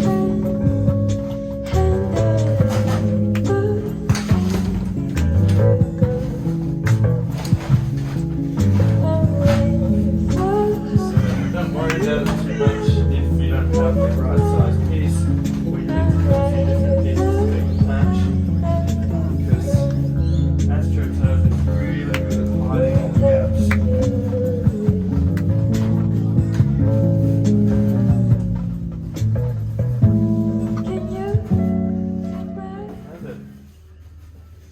Another way to make your, I guess your trim, so to speak, a nice and professional finish is you've got all these trim pieces that sit on there, and I've taken these trim pieces off. So once I put the floor down and put the trim pieces back on, it'll look $1 million. There it is. It's looking pretty good. Now you can see here, you can hardly notice, but that's an extra piece. And once you glue it all together and overlap some of the parts, you'll never be able to see that. So joints up there. Now, over in this corner, as you can see, there's a few trim pieces. You could leave them off if you like that look. For me, there's a bit of a gap down that side, and I find it would look a lot nicer with the trim on, and that'll hold everything in really nicely as well. I think maybe I might just glue the end piece so it can't go anywhere. We'll see how we go with the trim. So,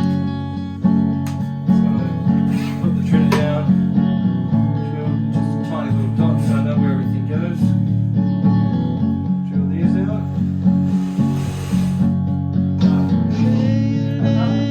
Love it when that happens. Little Allen.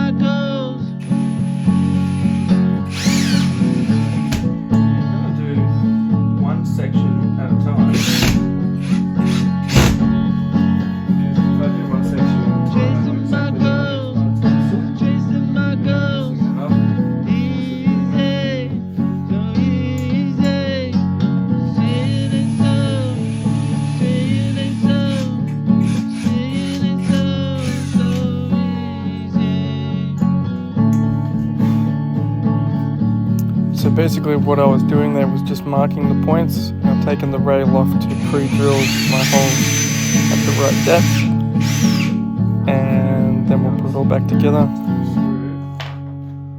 And that's gonna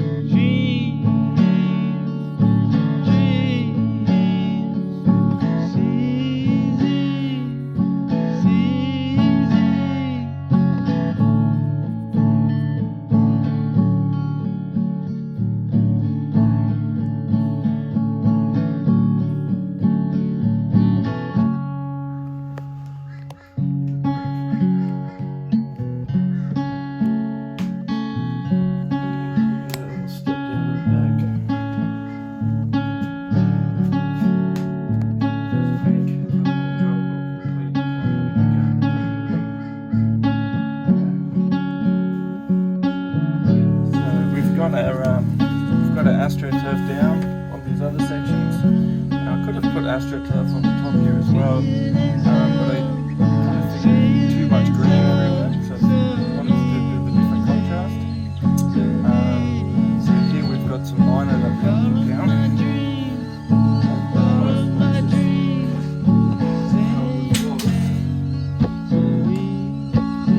So we did the same thing, we drew up a little sketch design.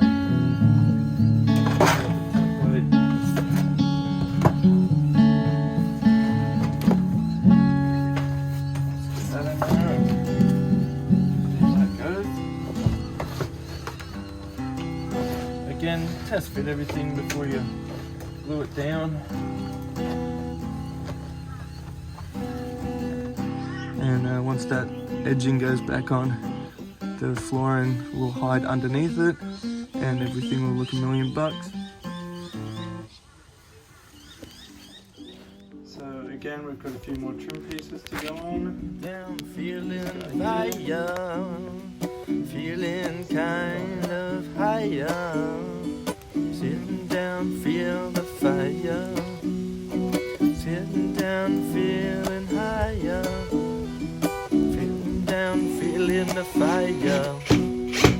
Why not light the fire? Over all of these. Sitting down and feeling alright, yeah. Scuffers easily. Sitting down and feel the night, yeah. Sitting down and feeling alright, yeah. Sitting down and feel the fire, yeah. Night sky, it will take me higher, higher. Looks like when you walk in the bus. Feeling alright, standing the night. Beautiful. And there'll be another trim piece going over that as well, and that will look really clean and tidy.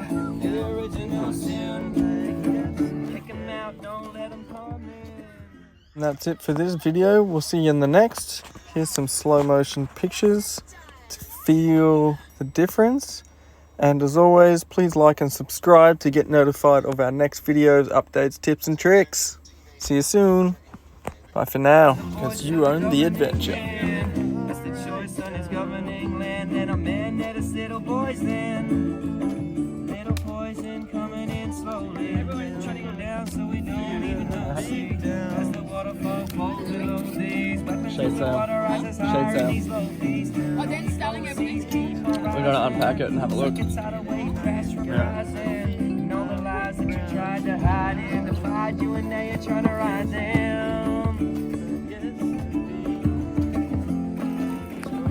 My youth, my spread, my wings, and I fly, fly, fly, fly, higher and higher, like the campfire. Fly away to my bones, they rest to stay. Stay with me, and you might just see my light of day.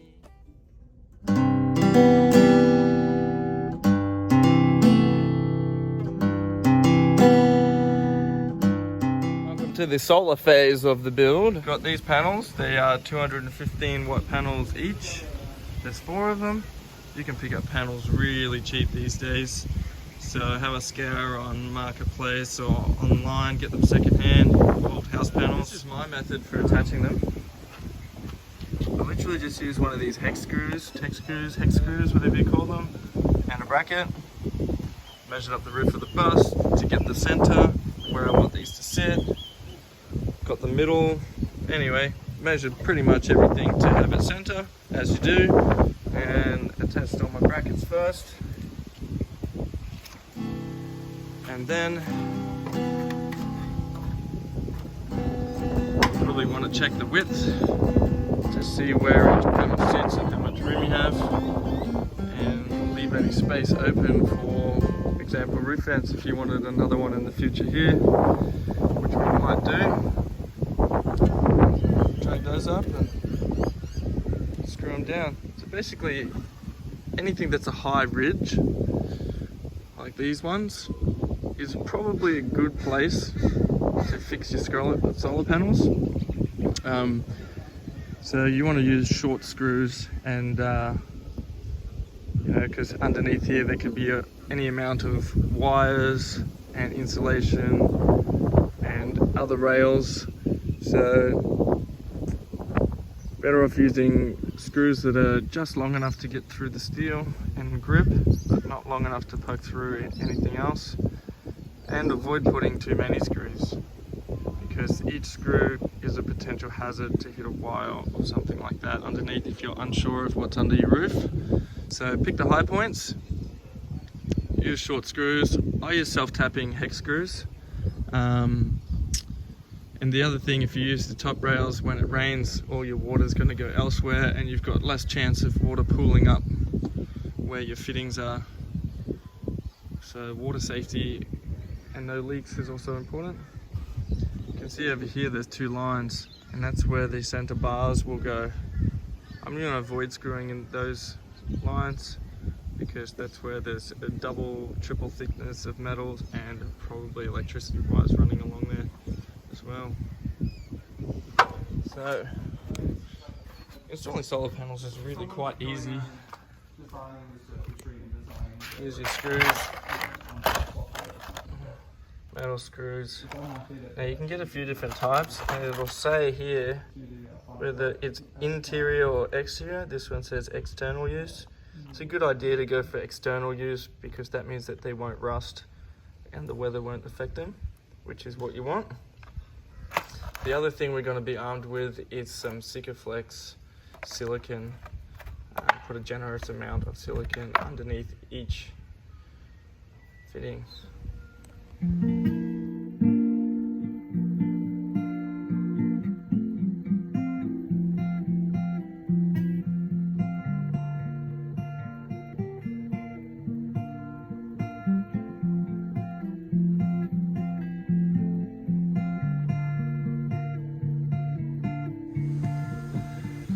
Those 3 there, probably put the 4th one here. I've just put it temporarily there for now. Could go there as well if I wanted it to, and I could slide everything else back. So I'm just going to have a bit of a think about it, but gives us an idea. That's as far forward as I could put it before the roof slopes down. But it turns out on each panel the brackets overlap into each other. So the panels, once I screw them in, they're all going to be fixed to each other in this daisy chain kind of way and to the roof. So that should be pretty wicked strong. Planning on putting a water heater, actually a solar water heater on that part. So I'm going to put that panel there. Let's see how we go. Solar water heater could be really cool. But I'm going to test it on the ground first and see how hot it gets and how well it works with a small 12 volt pump, whether you need a holding tank or not, and so on. There we have it. Before we try and jump in the bus. So, I don't know if you can see, but the brackets are overlapped. close up there. As you can see, the brackets are connected to each other and the roof. So all the panels are connected together.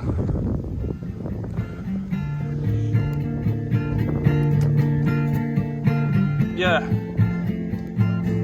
they can. I believe so.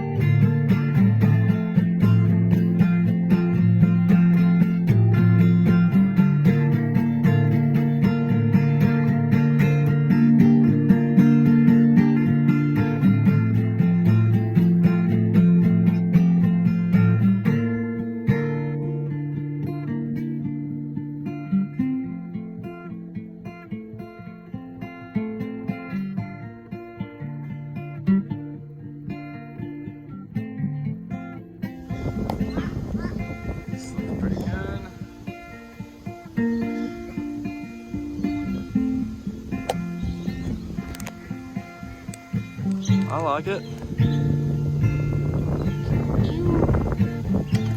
Time for another bite of that apple. Maybe it'd be a nice idea to have larger brackets to have the solar panels lift the bus a little. I know some panels require, because they get quite hot, right? So it's good to have also a little bit more of a gap, I believe, to let the panels cool down.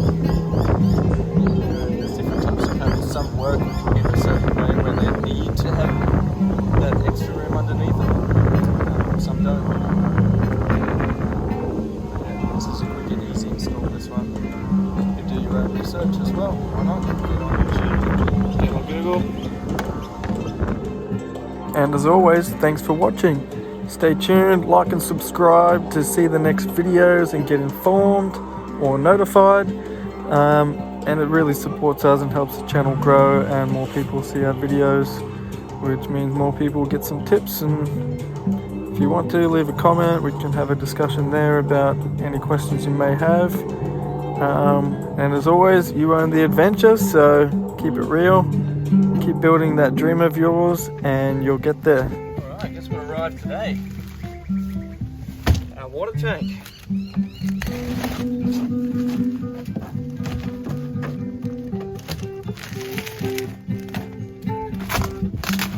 So this here is a 100-litre water tank.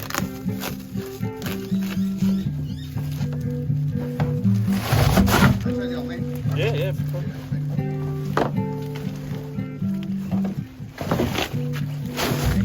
Good, so. The beat on the town is spread the love around. The beat on the town is spread the love around. From one man to you and from me and from That one is going to go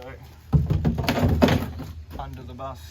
And we might leave that there for now, and that'll be the next video.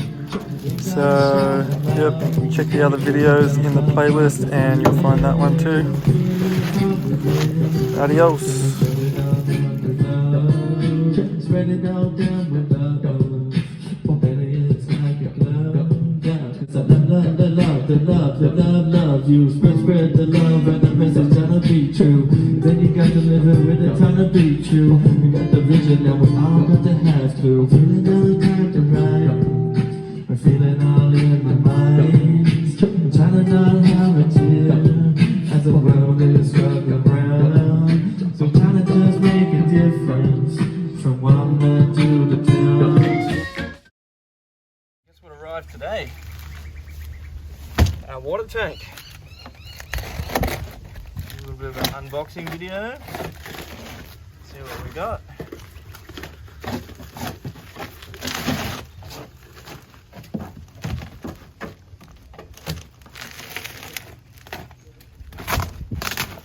So this here is a 100-litre water tank.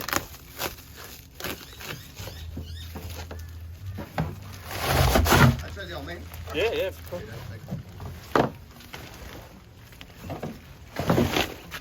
How you going? Good, self? Oh.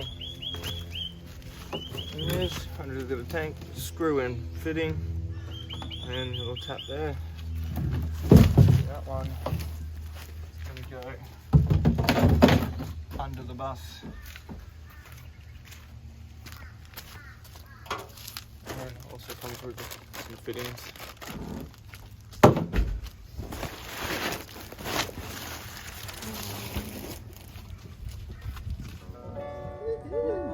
Water, baby.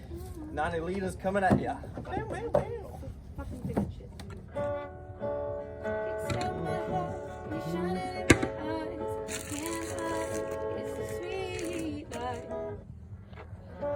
Now this is a 12-volt pump. However, I swapped it out. It needs to be a 24-volt pump to be able to run off the bus batteries nicely. Otherwise, you've got a 12-volt pump running off one battery, and then the batteries don't have an even charge and so on. So make sure you get a 24-volt pump if you're doing a 24-volt system. Yeah. Right, so these are actually videos of us installing a water tank system into another bus, but it's also a Mitsubishi Rosa, same year model. I somehow lost or misplaced some of the video footage of the yellow bus, so here it is. Similar stuff, same bus, different bus.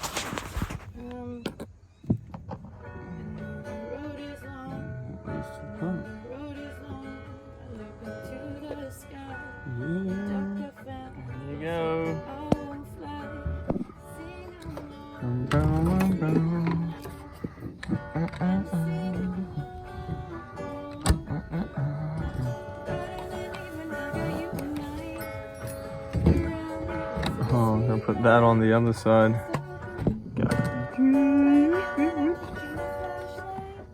Water filler. And I took the liberty of painting the cap, so it would be much nicer. Look at that sparkle.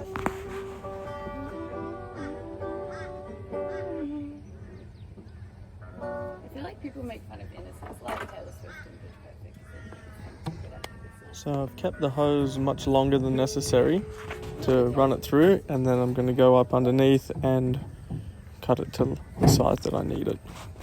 I can see where everything is going to sit.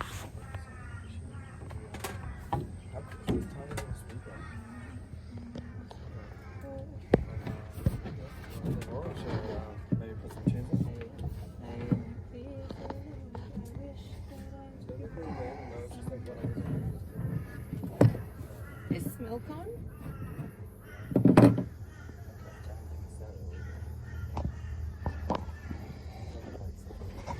So I've slowed down the video here so you can get a chance to look at how the tank itself is mounted.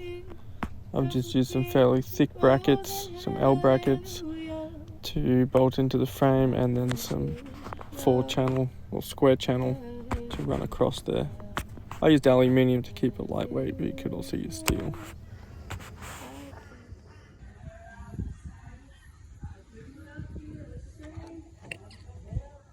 I would suggest here using countersunk screws. These ones stick out just a little bit, which stop the lid from closing perfectly. So note to self, change screws.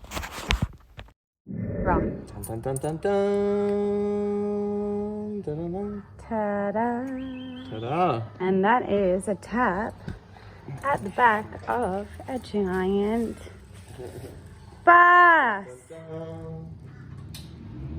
Isn't that great? Oh, would you look at that? Oh, sick.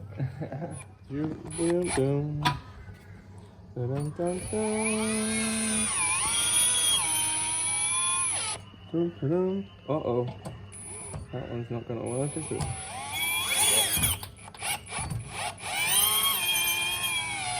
Ta-da. She's screaming. She is screaming. It's really in my butt. Ta-da! Yeah. Now we have a tap.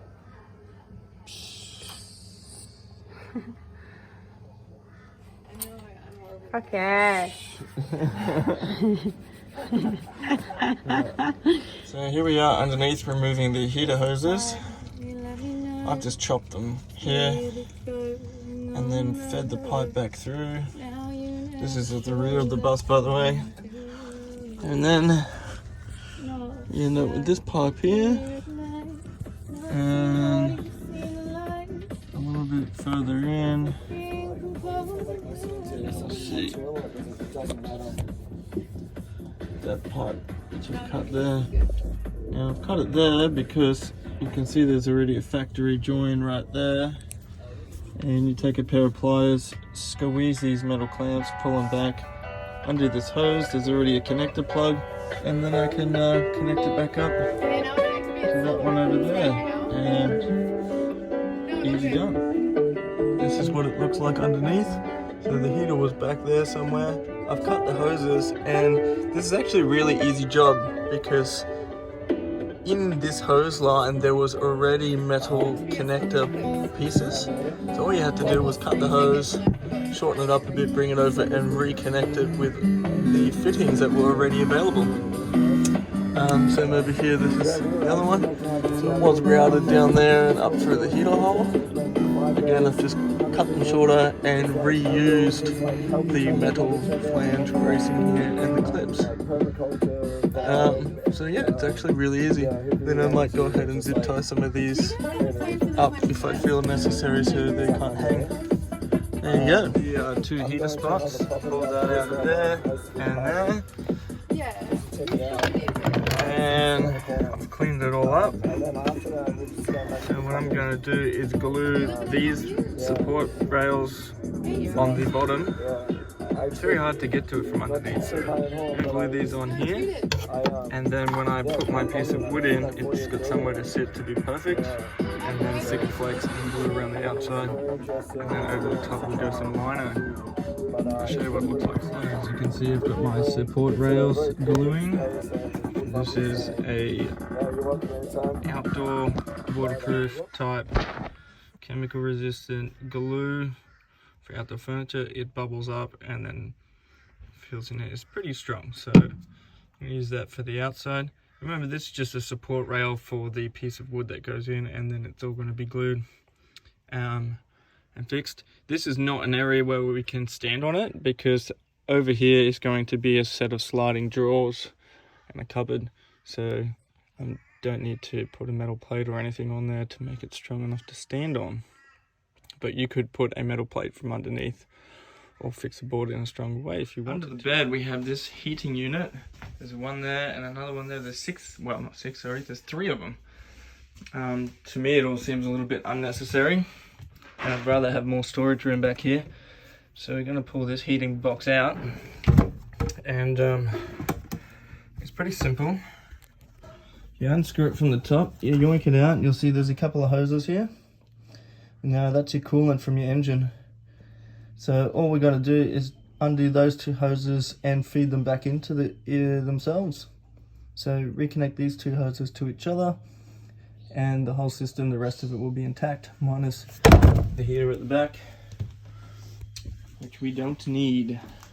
Here's that heater. I've disconnected it from the bottom, and out it comes. Ooh, it's got some drips. You can see I just cut them off, who cares. There's still plenty of length there to reattach those 2 hoses back into each other. Now I'm going to measure up this hole, put a piece of wood in the hole, and then from the underside just put a metal plate onto it. And we have the perfect metal plate from cutting out our roof vent. So I'm just going to utilize the sheet metal from the roof and screw that on underneath with a bunch of sticker flakes. So basically what I've done here is measured that, cut it out of a piece of wood. This is marine ply, so it's good for the weather. We've just taken a plate of steel from one of the other vehicles. that we cut out for a roof vent and glued and screwed that to the bottom to fill in where the heater was, and then we'll just connect those two hoses back up to each other and buzz your uncle. And that I could show my flashlight, getting me through the night. You're my flashlight. I'm kinda jealous cause she has a boyfriend now. And she left the festival today. She's in showed out boyfriend. Hey you, yeah you, click the subscribe button.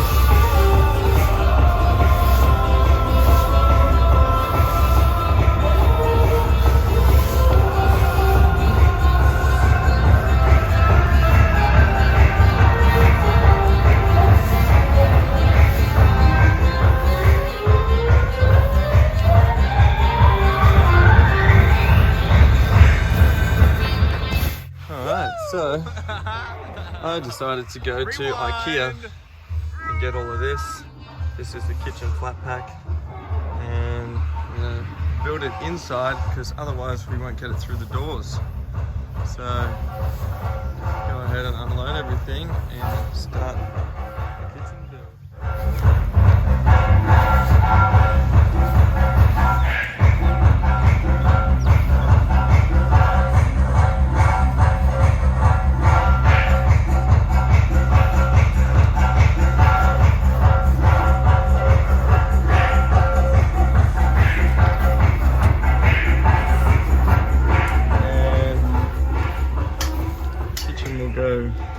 This space to think about what to do with that. Now the kitchens come with these plastic stands that are not good for buses, so we're going to have to build a strong frame to raise the kitchen up, and we'll see how we go with that. And yep, so we're going to start assembling one cupboard at a time,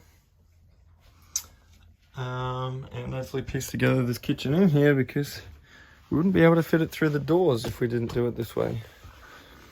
I did try to find recycled kitchens and cheaper options, but not being able to get through the doors and having to kind of build it from scratch, I figured I'll just bite the bullet. Everything else in here is brand new, so we might as well make the kitchen brand new. Let's get started. I just made this little track here, starts a bit like this. Fun time lapse, here we go. So one thing to note is when you're putting the backboard in and nailing that back piece in, it sits in a little groove, and you want to push it in all the way into the groove on one side and then work your way around, and make sure the cupboard is square when you're nailing it in. Also, going in a motorhome with lots of movement, I think it's a great idea to glue as well as screw. Ta-da! That's the frame. Alright, let's check in with where we're at. Got a cupboards laid out. Got one of the drawers built. They're really easy, they just click together. I guess the more complicated part is figuring out at which position to mount the rails so they all line up. I'm sure we'll figure that out. And then I've got a battery box under here, so I'll have to cut a hole in the floor to give us access, and for the sink for the water pipe. Yeah, a couple more boxes to go. One step closer. I think it's going to look great. And more time lapse.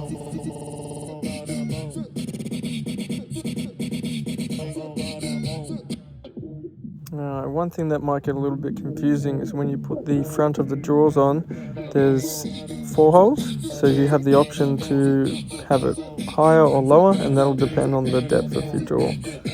So you'll see what I mean. So if you get it wrong, the drawer won't line up properly to the next drawer. The front face will kind of overlap, so you can always just move it down afterwards if you mess it up. It's not a big deal.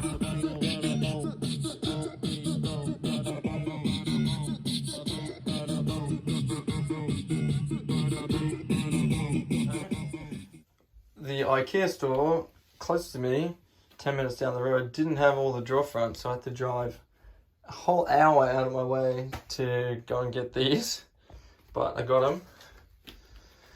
And luckily enough, they didn't charge me for them, so it's kind of a win, even though I wasted a few hours. But I got a few extra bits. So I thought I'd just let you know a little tip, let you know a little secret. These guys here have different markings.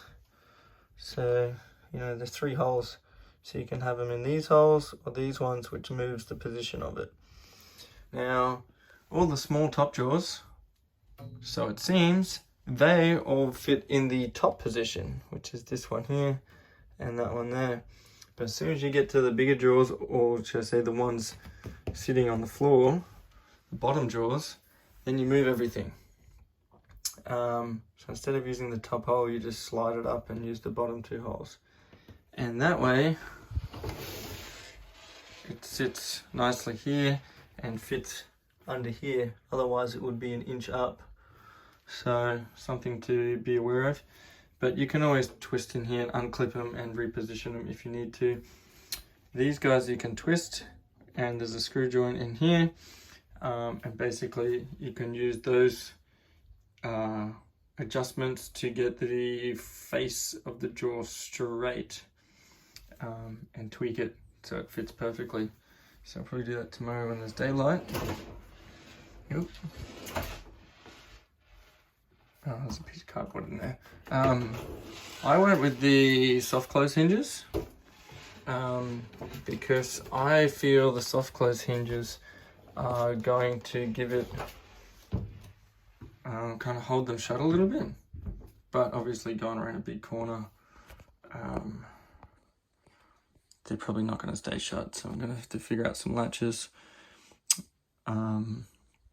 We'll see how we go with those. Note to self, get push to click hinges. Put some pins in the side. Push in, click, push that way out, it just has a really release. clean look. That's what you want.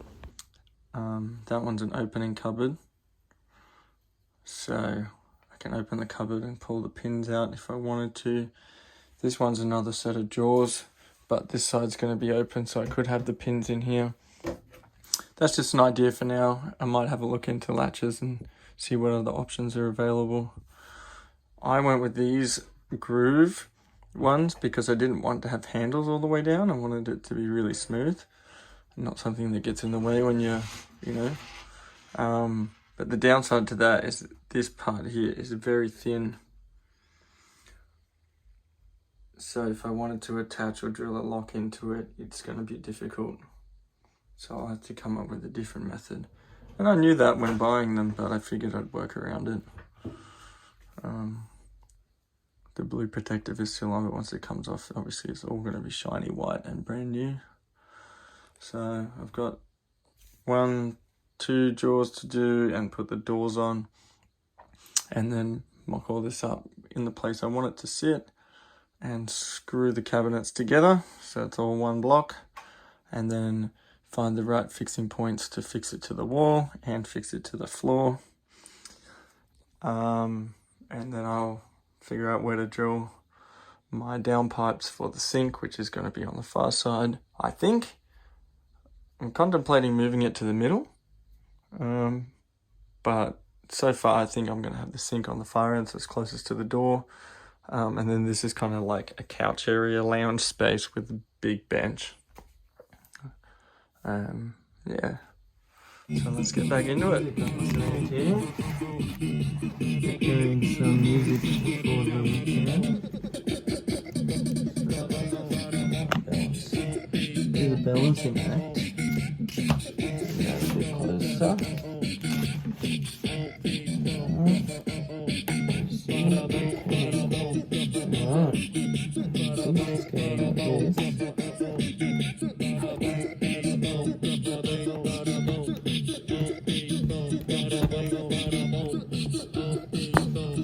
Quite generous, it's good snug, and then this guy just goes like that.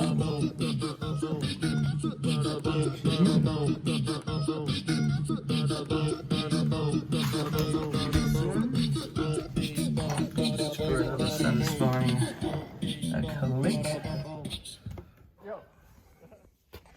Different angle this time.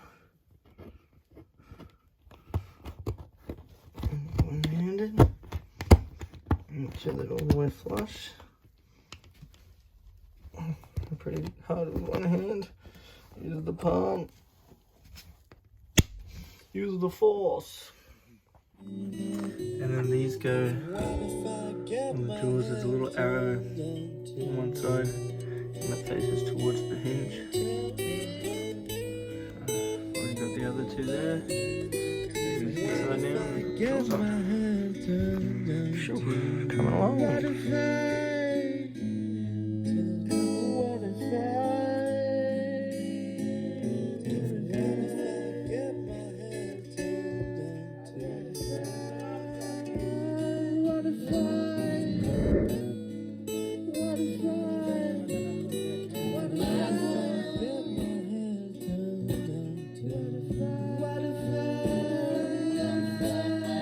What it looked like before, and this is what it looks like now. Alright, I think it's time to take the roof off, the grand reveal.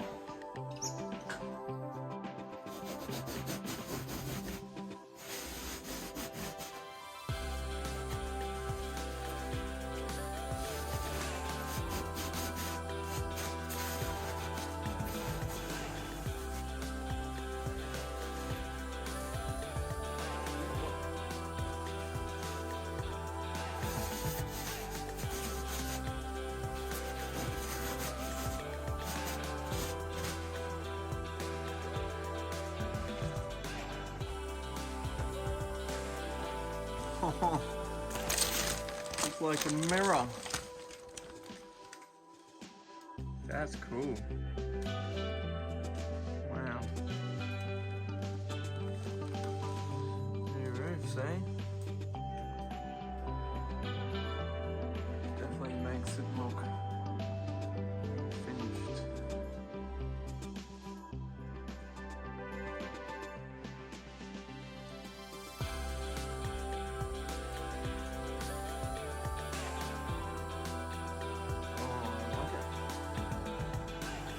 Alright. Now, the other side. I think I'm in love.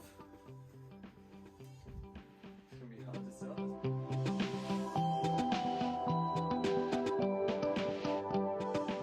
Hard to sell this bus now, isn't it?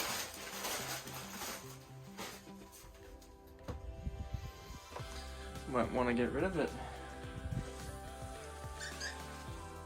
Wow.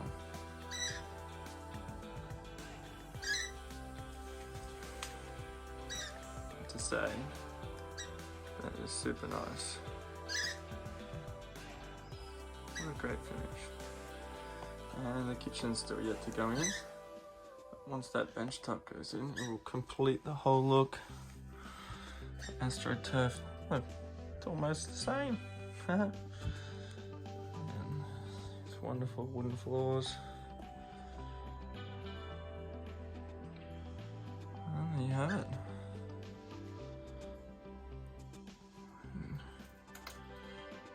It's a cupboard space.